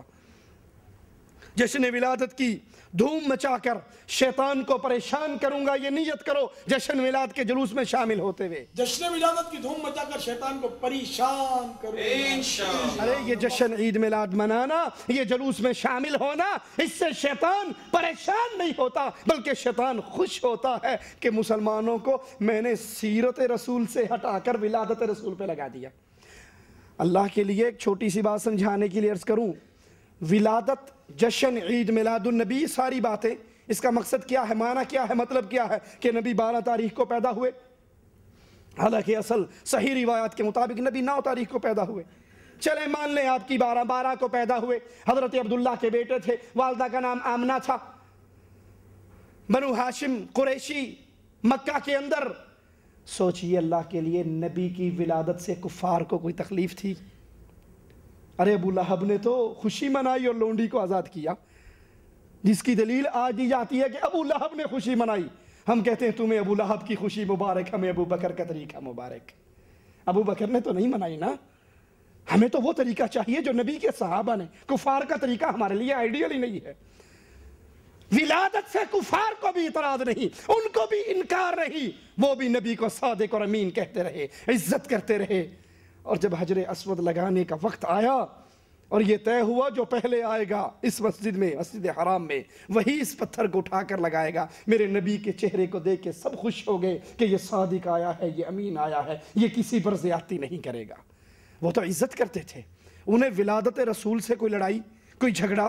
بدر کی جنگ کیا اس لیے ہوئی کہ کفار مکہ نبی کی جشن عید میلاد منانے کے مخالف تھے؟ سوچنا اللہ کے لیے کبھی. احد کا مارکا اس لیے ہوا کہ کفار مکہ جشن عید میلاد النبی کے مخالف تھے؟ خندق کا مارکا اس لیے ہوا؟ احد کا مارکا اس لیے ہوا؟ نہیں لوگوں، وہ ولادت کے قائل تھے، وہ جانتے تھے آپ کب پیدا ہوئے، کس کے گھر میں پیدا ہوئے، کس قبیلے میں پیدا ہوئے. لیکن ان کی دشمنی کا آغاز ہوا جب نبی کی زبان سے نکلا قولوا لا الہ الا اللہ. شیطان کلمہ کو، مسلمان کو توحید کا درس چھوڑ کر جشن میلاد کے جلوسوں میں دیکھ کر پریشان نہیں ہوگا، خوش ہوگا کہ توحید کی دعوت اصل کام تھی، اس کو یہ بھول گئے ہیں. سال میں 1 مرتبہ جشن مناتے ہیں، اللہ اللہ خیر صلی اللہ. اور پھر اے رب مصطفیٰ ہمیں جشن عید میلاد کے صدقے جنت الفردوس میں داخل کر بخش دے الہی. مجھے شہر عید میلاد النبی نامہ اعمال عصیاں سے میرا بھرپور ہے. اے لوگو، جشن میں آنے والو، عید میلاد کے جلوس میں شامل ہونے والو، اس نیت سے آؤ اور یہ دعائیں کرو، اے اللہ، اے مصطفیٰ کے رب، مجھے اس جشن منانے کی وجہ سے جنت الفردوس میں داخل کر دے. لوگو یا رب مصطفیٰ عز و جل و صلی اللہ تعالی علیہ وآلہ وسلم ہمیں خوش دلی اور اچھی اچھی نیتوں کے ساتھ جشن ولادت منانے کی توفیق مرحمت فرما، اور جشن ولادت کے صدقے ہمیں جنت الفردوس میں بے حساب داخلہ عنایت. کیا یہ عمل اللہ کے نبی سے ثابت ہے، صحابہ سے ثابت ہے؟ یہ جنت الفردوس میں جانے والا عمل اگر ہے تو صحابہ تو جنت کے لیے ہی تڑپتے تھے. میرے نبی نے ایک موقع پہ کہا تھا قوموا الی جنت، اٹھو جنت کی طرف. جہاد کا مارکہ تھا. ایک صحابی کے ہاتھ میں کھجوریں تھی، اس نے ایک کھائی، دوسری کھائی، تیسری کھائی، ابھی 4 کھجوریں ہاتھ میں باقی تھی. ان کھجوروں کو دیکھتے ہیں اور پھر کہتے ہیں یہ تو بہت لمبی زندگی ہے کہ ان کھجوروں کو ختم کروں پھر مارکے میں داخل ہوں، یہ کفار مجھے قتل کرے اور میں جنت میں داخل ہو جاؤں۔ ان کھجوروں کو زمین پہ پھینکتے ہیں اور جنت کی طرف اور اس مارکے کی طرف دوڑتے ہیں۔ سامنے سے ایک آنے والا آتا ہے، اسے کہتے ہیں مجھے احد کے پہاڑ سے جنت کی خوشبو آ رہی ہے۔ وہ تو جنت کی تلاشی تھے۔ میرے ایک نبی کے صحابی جو ایک ٹانگ سے معذور چلتے ہوئے لنگڑاہٹ بدر کے میدان میں جانے لگے تو بیٹوں نے روک دیا، رک گئے۔ احد کا مارکا ہوا، پھر تیاری کی تو انہیں کہا آپ تو وہ ہیں جن کو اللہ نے بھی اجازت دی ہے، آپ گھر میں بیٹھے ایک ٹانگ سے معذور ہیں۔ اٹھتے ہیں اللہ کے نبی کے پاس جاتے ہیں اور کہتے ہیں اللہ کے نبی میرے بیٹے میرے ساتھی مجھے یہ کہتے ہیں لیکن اللہ کی قسم میں اسی لنگڑی ٹانگ کے ساتھ جنت میں داخل ہوں گا۔ مارکے میں داخل ہوتے ہیں، شہید ہو جاتے ہیں۔ اللہ کے نبی فرماتے ہیں سچ کہا تھا اور مالک نے بھی اس کو سچا کر دیا، یہ اپنی اسی ٹانگ کے ساتھ رب کی جنت میں چل رہا ہے۔ وہ جنگ کے میدانوں میں کودنے والے جنت کے لیے اگر جشن عید میلاد النبی جنت میں جانے کا راستہ ہوتا، ارے جو خون کی ندییں بہا سکتے ہیں ان کے لیے جشن منانا مشکل کام تھا۔ میرے نبی صلی اللہ علیہ وسلم کفار کے گھیرے میں ہے، ایک صحابی اپنا ہاتھ نبی کے سامنے کر دیتا ہے، ڈھال ٹوٹ جاتی ہے تو اس کا ہاتھ نبی کے سامنے ڈھال بن جاتا ہے، ایک سینہ سامنے کر دیتا ہے، ایک کمر سامنے کر دیتا ہے۔ نبی فرماتے ہیں احد کے میدان میں دائیں دیکھتا ام عمارہ مجھے اپنی حفاظت کرتے ہوئے نظر آتی، میں بائیں دیکھتا یہ عورت میرے لیے کفار سے لڑتے ہوئے نظر آتی۔ مسلمانوں کی غیرت کا یہ معاملہ، جنت کی طلب میں ان کی یہ کشش، جن کو لڑنا مرنا آتا تھا جنت کے لیے، نبی کی محبت کے لیے، کیا میلاد شریف کا حلوہ کھانا ان کے لیے مشکل کام تھا؟ اللہ کے لیے سوچئے، اگر یہ عمل، یہ جشن میلاد النبی کا جلوس جنت میں جانے کا راستہ ہوتا، محمد کے صحابہ اس پہ چلنے والے ہوتے صلی اللہ علیہ وسلم۔ جن کی غیرت کا ماجرا، دو معصوم بچے، کم عمر نوجوان، ابن عوف کے ایک دائیں کھڑا ہے ایک بائیں کھڑا ہے۔ ابن عوف ابھی دل میں ہی سوچ رہے ہیں رضی اللہ عنہ وارضا کہ جنگ کے اندر تو انسان دیکھتا ہے کہ میرا دایاں بایاں مضبوط ہونا چاہیے، ادھر بھی معصوم بچہ ہے، ادھر بھی 14-15 سال کا، ادھر بھی 14-15 سال کا۔ ابھی یہ سوچ رہے ہیں کہ ایک بچہ دامن ہلا کے پوچھتا ہے چچا ابو جہل کہاں ہے؟ کہتے میں حیران ہو گیا، یہ معصوم بچہ جس کو جنگ کا تجربہ نہیں ہے، جس کو تلوار زنی کرنی نہیں آتی، کفار کے کمانڈر ان چیف کا پوچھ رہا ہے۔ کبھی اس کا جواب نہیں دیا۔ دوسرے بچے نے دامن ہلایا، چچا ابو جہل کہاں ہے؟ میں نے کہا بیٹو ابو جہل کا کیوں پوچھتے ہو؟ کہا چچا ہم نے سنا ہے ہمارے آقا کو گالیاں دیتا ہے اور آج اپنی ماں سے یہ سیکھ کر گھر سے نکلے ہیں کہ اس دھرتی پہ ماں یا محمد کا دشمن بچے گا یا ہم بچیں گے۔ کہا مجھے کفار کی صفیں جب ٹوٹی ابو جہل چلتا ہوا نظر آیا۔ میں نے کہا بچوں جس کا پوچھ رہے تھے تمہارا نشانہ وہ سامنے ہے۔ ابن عوف کہتے ہیں ادھر میری زبان سے کلمے نکلے، ادھر تیر کی طرح یہ دونوں بچے لپکے اور ابو جہل کو زمین پہ گرایا، خون و خاک میں لٹا دیا اور تلواریں لے کر دوڑتے ہوئے رسول اللہ صلی اللہ علیہ وسلم کے پاس پہنچے۔ آقا آپ کے دشمن کو میں نے قتل کیا ہے۔ دوسرا کہتا ہے یا رسول اللہ میں نے قتل کیا ہے۔ نبی فرماتے اپنی تلواریں تو دکھاؤ، دونوں کی تلواروں پہ خون لگا ہوا۔ فرمایا تم دونوں نے اللہ کے دشمن کو قتل کیا ہے۔ جن کی غیرت، جنت کی طلب، نبی کی محبت کا یہ عالم تھا، ان کے لیے جشن عید میلاد منانا، جھنڈے لگانا، قمقمے لگانا، بجلیاں لگانا، جھنڈیاں لگانا، سجانا مشکل کام تھا۔ لا حول ولا قوت الا باللہ۔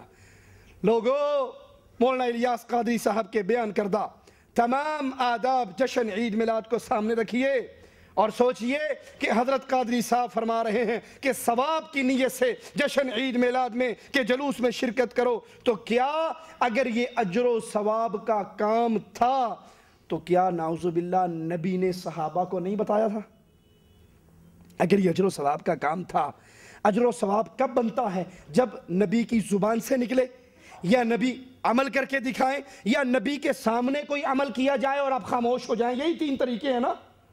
تو بتائیے اگر یہ اجر و ثواب کا کام جس کا 600 سال کے بعد، نبی کی ہجرت کے 600 سال کے بعد اربل کے ایک بادشاہ ملک مظفر کو پتہ لگا، کیا صحابہ کو اس کا علم نہ تھا؟ یا اگر یہ کہو نہیں جی صحابہ کو علم تو تھا لیکن نعوذ باللہ ثم نعوذ باللہ وہ ثواب حاصل کرنے کے اتنے حریص نہیں تھے؟ سوچئے اللہ کے لیے، کیا نبی پر تہمت لگاؤ گے کہ اللہ کے نبی نے ثواب کا یہ کام اپنے صحابہ کو نہیں بتایا، یا صحابہ پر الزام لگاؤ گے کہ انہیں پتا تو تھا لیکن ان کو اتنا شوق نہیں تھا، ثواب کمانے کا اتنے حریص نہیں تھے جتنے آج جشن میلاد منانے والے حریص ہیں؟ اور حالانکہ قرآن حکیم کو جب پڑھتے ہیں تو مالک اپنے نبی کو حکم دے رہا ہے، یا ایھا الرسول، اے میرے رسول، بلغ ما انزل الیک، ما انزل الیک من ربک، اے رسول جو رب نے تجھ پہ اتارا ہے اس کو پہنچا دے۔ وَإِن لَمْ تَفْعَلْ فَمَا بَلَّغْتَ رِسَالَتَهُ، اور اگر اللہ کی بھیجی ہوئی شریعت کو تو نے لوگوں تک نہ پہنچایا تو پھر تو نے رسالت کا حق ادا نہیں کیا۔ دونوں میں سے کون سی بات آپ کو پسند ہے؟ آپ یہ سمجھتے ہیں کہ عید میلاد النبی منانے کا طریقہ، یہ اجر و ثواب کا طریقہ اللہ نے اتارا تھا، نبی نے نہیں بتایا؟ تو اس سے بڑی میرے نبی پہ اور کیا تہمت لگائی جائے گی؟ یا نبی نے تو بتایا تھا، صحابہ کو اس کا اتنا شوق نہیں تھا؟ اور اللہ کے نبی علیہ السلام حجۃ الوداع کے موقع پر صحابہ کے مجمع کے سامنے ایک سوال کرتے ہیں، حل بلغت، اے میرے صحابہ کی جماعت، کیا میں نے اللہ کی شریعت پوری تم تک بیان کر دی، تم تک پہنچا دی؟ سب نے کہا ہاں یا رسول اللہ صلی اللہ علیہ وسلم، آپ نے شریعت پہنچا دی، اس کا حق ادا فرما دیا، جہاد کرنے کا بھی حق ادا فرما دیا۔ میرے نبی نے عرش والے کی طرف نگاہوں کو بلند کیا، کہا یا رب فشہد، اے اللہ تو گواہ ہو جا، اے اللہ تو گواہ ہو جا، جو شریعت تو نے مجھ تک پہنچائی تھی، مجھ پر اتاری تھی، میرے تک جو پیغام تیرا آیا تھا میں نے تیرے بندوں تک پہنچا دیا، تیرے بندوں نے اقرار کر لیا، یا رب اے میرے اللہ اب تو اس پر گواہ ہو جا۔ اور اللہ کے نبی صلی اللہ علیہ وسلم کی اسی زندگی کو مالک ہمارے لیے لَقَدْ كَانَ لَكُمْ فِي رَسُولِ اللَّهِ أُسْوَةٌ حَسَنَةٌ کہہ کر آپ کے لیے میرے لیے آئیڈیل قرار دے رہے ہیں اللہ عز و جل۔ ہمارے نبی کی زندگی کو دوسرے مقام پہ غور کیجئے، وَمَا آتَاكُمُ الرَّسُولُ فَخُذُوهُ وَمَا نَهَاكُمْ عَنْهُ فَانْتَهُوا، جو نبی دیتے ہیں وہ لے لو، جس سے نبی روکتے ہیں اس سے رک جاؤ۔ کیا اللہ کے نبی نے جشن عید میلاد النبی دیا؟ کیا صحابہ نے اس کو لیا؟ کیا اس پہ عمل کیا؟ اور اللہ کے نبی تو فرما رہے ہیں تَرَكْتُ فِيكُمْ أَمْرَيْنِ لَن تَضِلُّوا مَا تَمَسَّكْتُمْ بِهِمَا كِتَابُ اللَّهِ، لوگوں میں جا رہا ہوں، 2 چیزیں تمہیں دے کر جا رہا ہوں، تم کبھی گمراہ نہیں ہو سکو گے، قیامت تک بھی تم گمراہ نہیں ہو سکے جب تک ان 2 چیزوں کو تھامے نہ رکھو۔ اور وہ 2 چیزیں کیا ہیں؟ اللہ کی کتاب اور میری سنت۔ رسول اللہ صلی اللہ علیہ وسلم نے فرمایا کہ نیکی کا کوئی ایسا کام نہیں جو تمہیں جنت میں لے جا سکے الا یہ کہ میں بتا چکا ہوں، اور گناہ کوئی ایسا نہیں جو تمہیں جہنم میں لے جا سکے الا یہ کہ میں تمہیں اس سے ڈرا چکا ہوں۔ اللہ کے نبی صلی اللہ علیہ وسلم نے فرمایا میں تمہیں چمکتی ہوئی شریعت پہ چھوڑ کے جا رہا ہوں، اور میرے نبی کی یہ شریعت اتنی چمکدار ہے، فرمایا اس کی رات بھی اتنی چمکتی ہے جتنا اس کا دن چمکتا ہے، اس کی رات اتنی ہی چمکتی ہے جتنا اس کا دن چمکتا ہے۔ اللہ کے نبی صلی اللہ علیہ وسلم نے فرمایا اے لوگو کہیں یہ نہ ہو تم حشر کے میدان میں مجھے ڈھونڈتے پھرو، تمہاری گردن اونٹ کے منہ میں ہو اور تم مجھے تلاش کر کے کہو اے اللہ کے نبی ہماری مدد کرو، میرا اس وقت ایک ہی جواب ہوگا قد بلغت، میں تو پوری شریعت تمہیں دے کر آیا تھا، بتا کر آیا تھا، اس پہ عمل کرتے آج نجات پا جاتے، آج تم نجات نہیں پا سک رہے، اس کی وجہ یہ ہے کہ تم نے اللہ کی دی ہوئی شریعت پہ عمل نہیں کیا۔ صحابہ فرماتے ہیں اللہ کے نبی صلی اللہ علیہ وسلم اس حال میں فوت ہوئے کہ آسمان پر اڑنے والے پرندوں تک کا علم ہمیں دے کر گئے۔ آئیے ان تمام روایات اور احادیث کو سن کر اب غور کرتے ہیں کیا اللہ کے نبی صلی اللہ علیہ وسلم نے عید میلاد کا طریقہ نبی نے چھپا لیا تھا یا صحابہ نے چھپا لیا تھا، یا وہ حدیثیں گم ہو گئیں جن حدیثوں میں عید میلاد کا ذکر تھا، کیا یہ ممکن ہے؟ جب اللہ کے نبی نے نہیں چھپایا، صحابہ نے نہیں چھپایا، دین ضائع نہیں ہوا بلکہ دین پورا کا پورا محفوظ ہے، تو پھر اس عمل کی نہ قرآن میں دلیل ملتی ہے نہ حدیث میں دلیل ملتی ہے۔ تو پھر سنو، جو نبی کی سنت کو چھوڑ کر بدعت کے راستے پہ چلتا ہے وہ تباہی اور بربادی کے راستے پہ جا رہا ہے۔ آئیے اللہ کا قرآن سنتے ہیں، فَلْيَحْذَرِ الَّذِينَ يُخَالِفُونَ عَنْ أَمْرِهِ أَن تُصِيبَهُمْ فِتْنَةٌ، جو لوگ اللہ کے رسول صلی اللہ علیہ وسلم کی مخالفت کرتے ہیں انہیں ڈرنا چاہیے کہیں وہ فتنے میں مبتلا نہ ہو جائے، او یصیبہم عذاب علیم، یا کہیں اللہ کی طرف سے وہ دردناک عذاب میں مبتلا نہ ہو جائے۔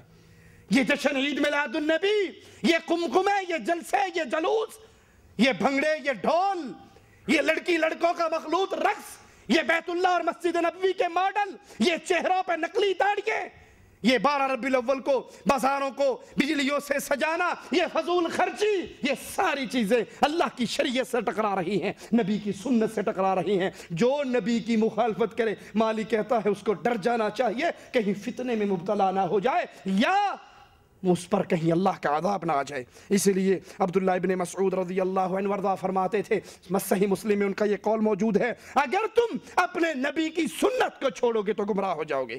جشن عید میلاد النبی کے جتنے آداب مولانا الیاس قادری صاحب نے بیان فرمائے، سوچئے کیا 12 ربیع الاول کا یہ دن جب نبی کی زندگی میں آیا تو اللہ کے نبی نے اس دن جشن کیوں نہیں منایا؟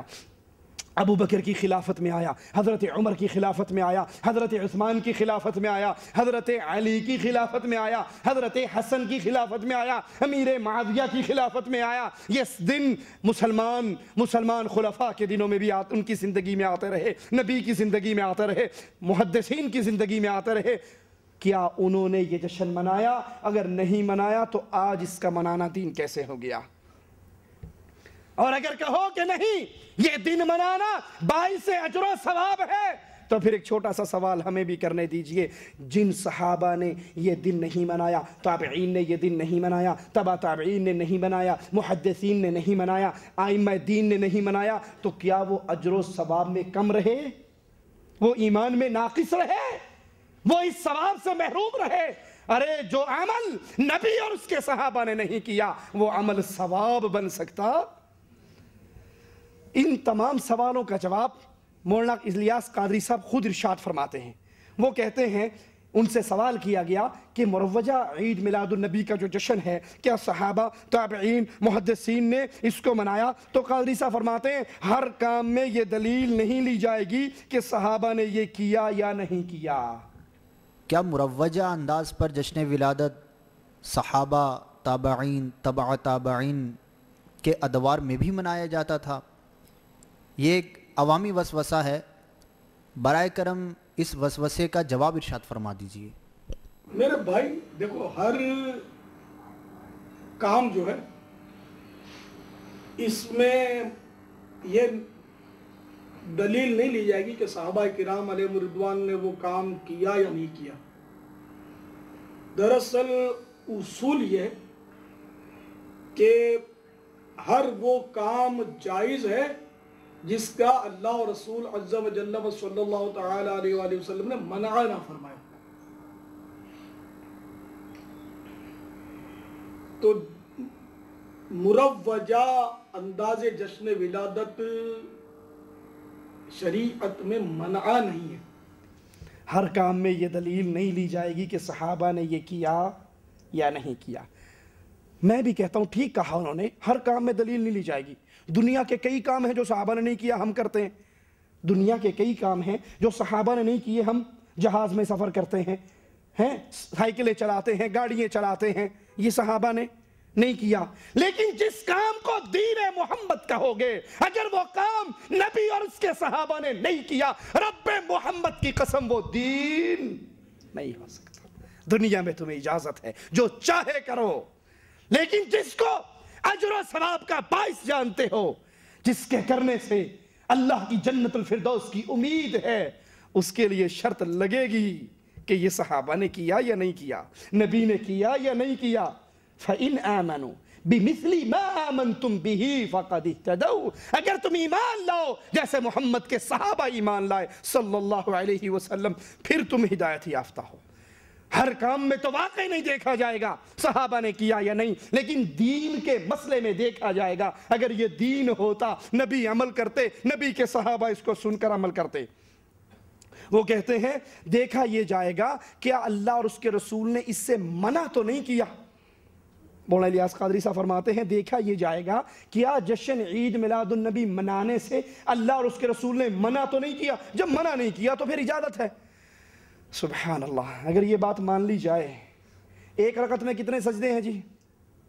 जी 2। 3 करने से नबी ने मना किया है?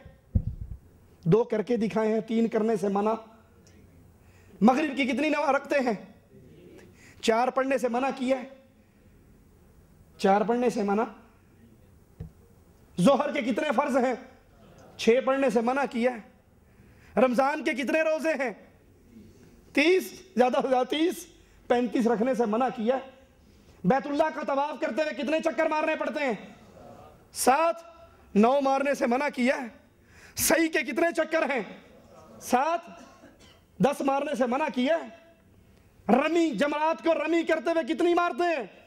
7, 20 मारने से मना किया। अगर ये दरवाजा खोलोगे तो फिर कोई चीज भी बाकी। अरे अगर दीन है अमल, तो फिर जो नबी ने किया है वो करो, और जो नबी ने नहीं किया वो वगरना इब्ने मसूद रज़ी अल्लाहु अन्हु वर्दा के इस अमल को क्या कहोगे जिन्होंने कूफे की जामा मस्जिद में पत्थरों पे अल्लाहु अकबर 100 मरतबा, सुबहान अल्लाह 100 मरतबा, ला इलाहा इल्लल्लाह 100 मरतबा पढ़ने वालों से कहा कितने वो हैं जो सवाब की उम्मीद में काम करते हैं लेकिन सवाब उन्हें मिलता। अगर सिर्फ ये ही देखा जाए शरीयत के अंदर, दुनिया की बात नहीं कर रहा, शरीयत के अंदर कि इससे मना नहीं है, तो पत्थरों पे ला इलाहा इल्लल्लाह पढ़ने से मना किया नबी ने। फिर इब्ने मसूद ने क्यों उनकी कंकरियों को ठोकर मारी? क्यों कहा अभी तो नबी के बर्तन नहीं टूटे? अरे शरीयत नाम है, काल अल्लाह व काल रसूल, अल्लाह ने ये कहा और इमामुल अंबिया ने ये करके दिखाया, सहाबा ने उस पे अमल करके दिखाया। ये लड़ी सिलसिला हम तक पहुंच रहा है। जो नबी ने नहीं किया वो दीन नहीं बन सकता। दलील देते हैं मौलाना इलियास कादरी, कहते हैं दलील ये है, अगर तुम कहो सहाबा ने नहीं किया तो फिर नहीं करेंगे, तो दलील ये है कि सहाबा के दौर में पंखे थे? सुभान अल्लाह, माशाअल्लाह। क्या सहाबा के दौर में लाइटें थी? क्या सहाबा के दौर में गाड़ियां थी? हम इन बत्तियों और बल्बों की रोशनी में बैठे हुए हैं। अच्छा, उन दिनों पंखे भी नहीं थे। अब पंखे कुजा एसी का सिलसिला है। एसी का डब्बा भी अब पुरानी चीज हो गई। अब तो सेंट्रल एसी का निजाम चल पड़ा है। पूरी इमारतें फुल एयर कंडीशन होती हैं। पहले घोड़े और ऊंटों की सवारियां थी, अब जनाब वो हवाई जहाज फजाओं में उड़ते हैं। तो सहाबा किराम अलैहिम रिदवान के दौर में चराग था, तो फिर आप बत्तियों की रोशनी में ना बैठा करें, पंखों से भी तमत्तो ना फरमाएं, एसी को भी अपने घर से निकाला दे दें। इस तरह की हजारों मिसालें कायम की जा सकती हैं कि जो सहाबा किराम अलैहिम रिदवान के दौर में नहीं था। क्या सहाबा के दौर में हवाई जहाज से, फिर इनको भी छोड़ दो? ये क्यों करते हैं? हम कहते हैं मौलाना बड़े अदब से, बड़ी मोहब्बत से, बड़े प्यार से, गुस्ताखी नहीं करते, अदब व एहतराम से दरख्वास्त करते हैं, क्या ये पंखा चलाना दीन है? लाइट जलाना दीन है? जहाज में सफर करना दीन है? गाड़ी में बैठना दीन है? ये तो दुनिया की चीजें हैं। और मालिक कहता है वो यखलुकु मा ला तअलमून, मालिक उस चीज को, ऐसी चीजें अल्लाह ने पैदा करनी है जिसका तुम्हें इल्म। अभी हम तो जहाज देख रहे हैं, पता नहीं हमारे 200 साल बाद आने वाली कौम क्या कुछ देखेगी।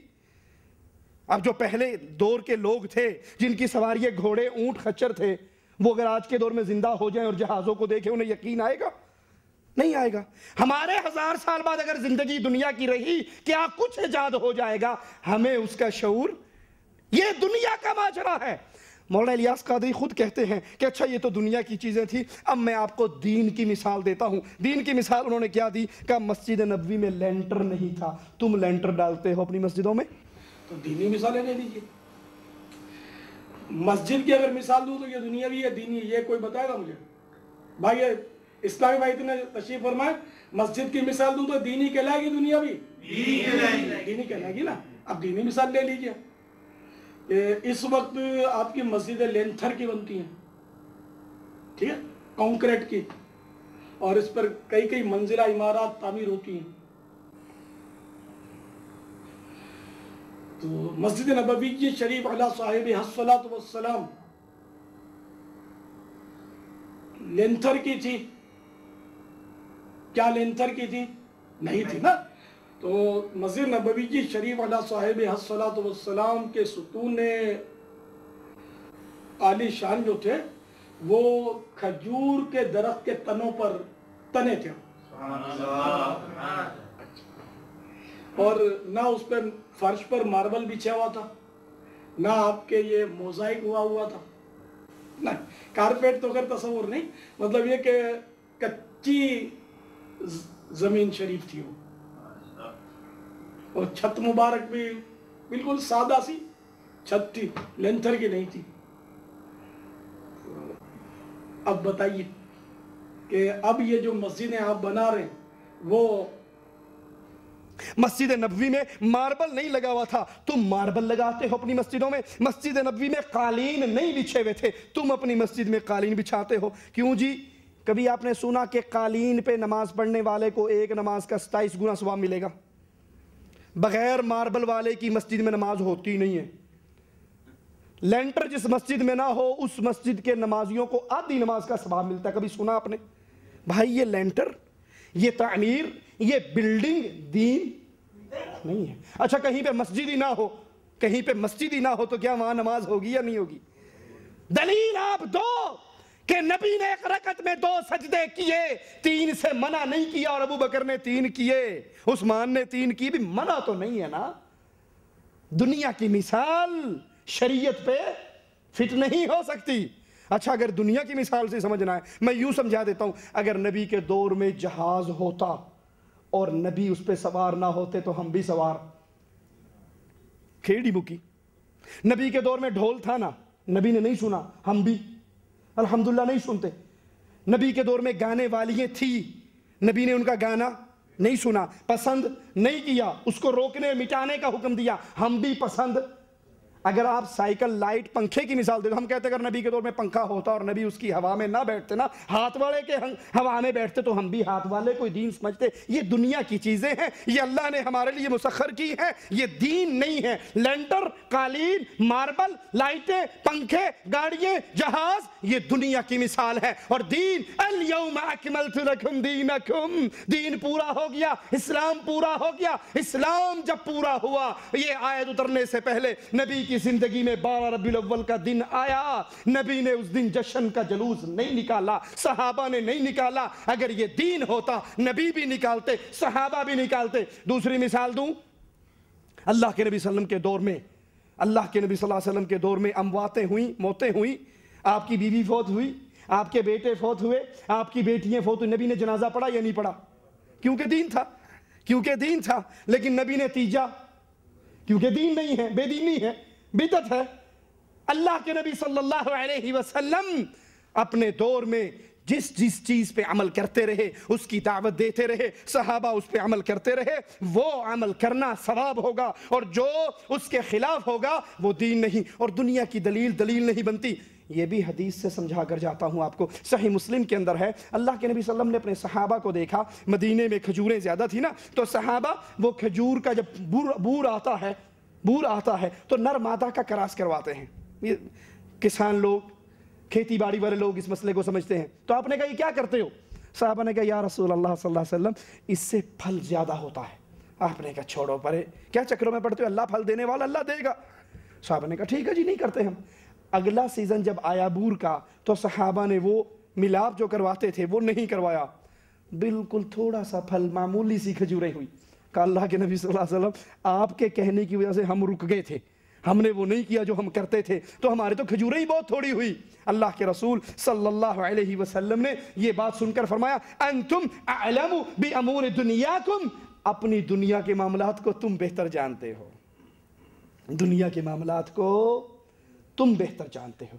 نبی ہمیں دین کی تعلیم دینے کے لیے آئے, عبادت کا طریقہ سکھانے کے لیے آئے. جس چیز کا تعلق عبادت سے ہے, دین سے ہے, اجر سے ہے, ثواب سے ہے, وہ کام ہمیں امام الانبیاء محمد کریم صلی اللہ علیہ وسلم نے سکھا دیا. وہی دین ہے, اور جو اس سے بڑھتا ہے وہ دین نہیں ہے, بلکہ اس دین کے اندر عبادت میں اضافہ کرنے والا, ثواب کی نیت سے کام کرنے والا بدعت کا مرتکب ہوتا ہے.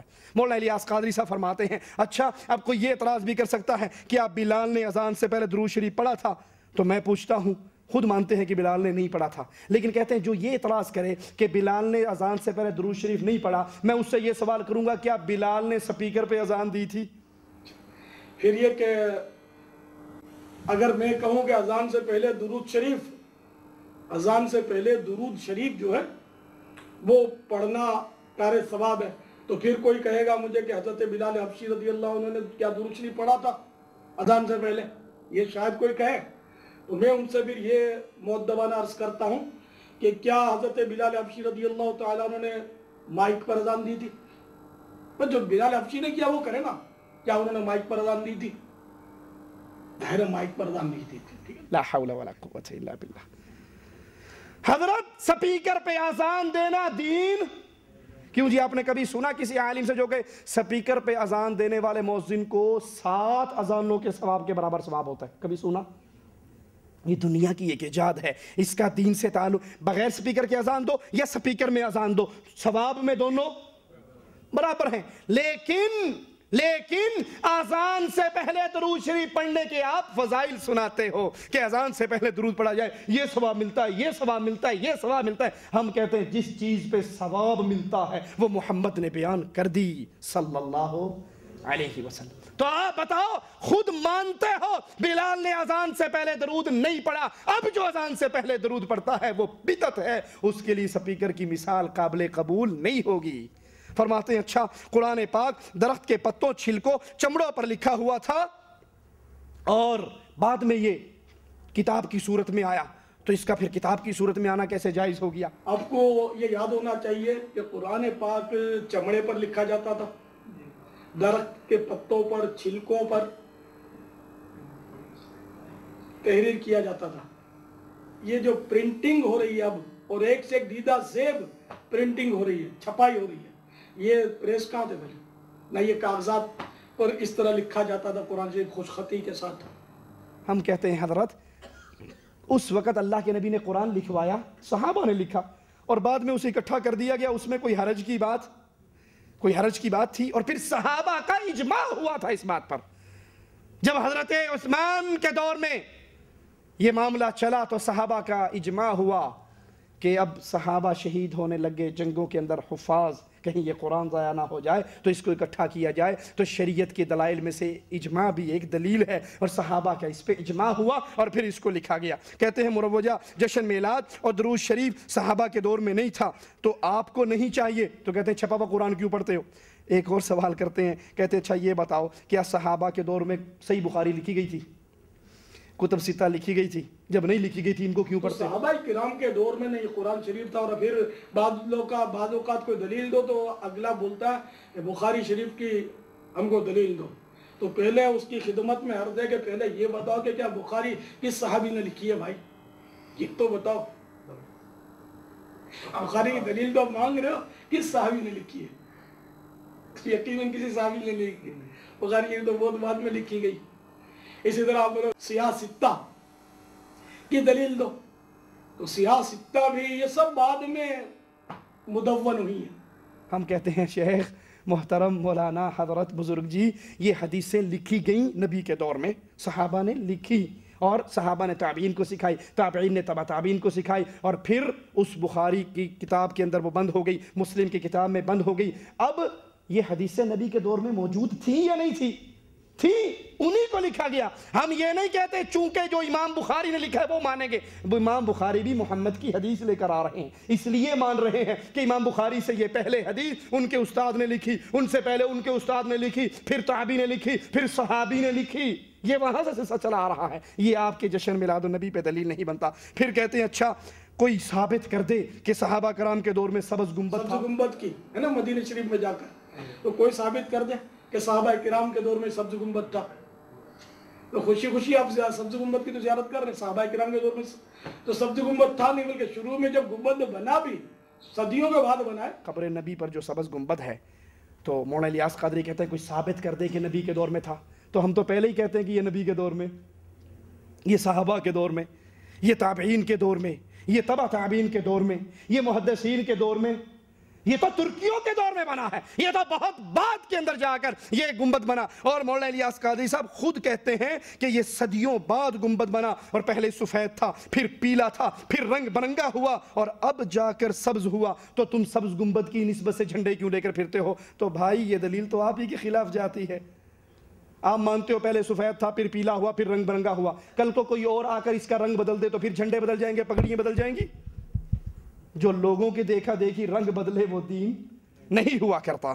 کہتے ہیں ان وسوسوں پہ نہ جاؤ اور خوب جوش سے جشن عید میلاد مناؤ۔ اور اس کے فضائل بیان کرتے ہوئے کہتے ہیں ابن حجر مکی نے نعمت الکبریٰ صفحہ نمبر 12 پر نقل کیا ہے، 12 پر نقل کیا ہے کہ جنید بغدادی نے فرمایا محفل میلاد میں ادب و تعظیم سے حاضری دینے والے کا ایمان سلامت رہے گا۔ جنید بغدادی کا قول آپ کو مبارک ہو، ہمیں محمد رسول اللہ کا قول دے دو۔ النعمت الکبریٰ صفحہ 12 پر نقل فرماتے ہیں حضرت سیدنا جنید بغدادی علیہ رحمت اللہ الہادی نے فرمایا محفل میلاد مصطفیٰ صلی اللہ تعالیٰ علیہ وآلہ وسلم میں ادب و تعظیم کے ساتھ حاضری دینے والے کا ایمان سلامت رہے گا۔ جنید بغدادی آپ کی جھولی میں، ابو بکر صدیق میری جھولی میں۔ میں جنید بغدادی کو معصوم نہیں سمجھتا، میں محمد رسول اللہ کو معصوم سمجھتا ہوں۔ میرے کلمے میں جنید بغدادی کا نام نہیں آیا، میرے کلمے میں محمد رسول اللہ کا نام آیا ہے۔ میری اذان میں جنید بغدادی کا نام نہیں آیا، میری اذان میں محمد رسول اللہ کا نام آیا ہے۔ جنید بغدادی کی دلیل ہمارے لیے نہیں ہے، ہمارے لیے دلیل محمد رسول اللہ صلی اللہ علیہ وسلم کی ہے۔ پھر کہتے ہیں کہ سنو، امام قسطلانی فرماتے ہیں ولادت باسعادت کے ایام میں محفل میلاد کرنے کے خاص سے یہ امر مجرب شدہ ہے کہ اس سال امن و امان والا یہ سال رہے گا، ہر مراد پانے میں جلدی آنے والی خوشخبری ہوگی۔ اچھا، عید میلاد کا جشن نکالنے سے امن و امان رہے گا۔ پاکستانیوں کتنے سالوں سے ہمارے ملک میں امن و امان؟ حضرت سیدنا امام قسطلانی قدس سرہ النورانی فرماتے ہیں اور ولادت باسعادت کے ایام میں محفل میلاد کرنے کے خواص سے یہ امر مجرب یعنی تجربہ شدہ ہے کہ اس سال امن و امان رہتا ہے اور ہر مراد پانے میں جلدی آنے والی خوشخبری ہوتی ہے۔ اللہ رب العزت اس شخص پر رحمت نازل فرمائے جس نے ماہ ولادت کی راتوں کو عید بنا دیا۔ یہ ارشاد جو ہے المواہب اللدنیہ جلد اول صفحہ 148 پر ہے۔ نکالنے سے امن و امان رہے گا۔ پاکستانیوں کتنے سالوں سے ہمارے ملک میں امن و امان ہے قائم؟ جشن میلاد ٹھوک بجا کے ہونڈے ہے۔ ارے اگر جشن میلاد منانے سے امن قائم ہوتا، کراچی کے اندر تمہارے جشن میلاد کے جلوس میں ہی خودکش دھماکہ کیوں ہوا؟ نہ تم صدمے ہمیں دیتے، نہ ہم فریاد یوں کرتے، نہ کھلتے راز سر بستہ، نہ یہ رسوائیاں ہوتی۔ آخری بات کہہ کے بات ختم کرتا ہوں کہ ہمارے لیے دلیل محمد رسول اللہ صلی اللہ علیہ وسلم کی ذات ہے۔ نبی سے جو چیز ثابت ہو جائے اس کو ہم ماننے کے لیے تیار ہیں، اور جو نبی سے ثابت نہیں اس کو ہم نہیں مانتے۔ اللہ نے توفیق دی، اسی درس کا اگلا حصے میں جو ان لوگوں نے دلائل پیش کیے ہیں ہم ان دلائل کو پیش کر کے ان کا جواب قرآن و حدیث سے دیں گے۔ سبحانک اللہم و بحمدک، اشہد ان لا الہ الا انت، استغفرک و اتوب الیک۔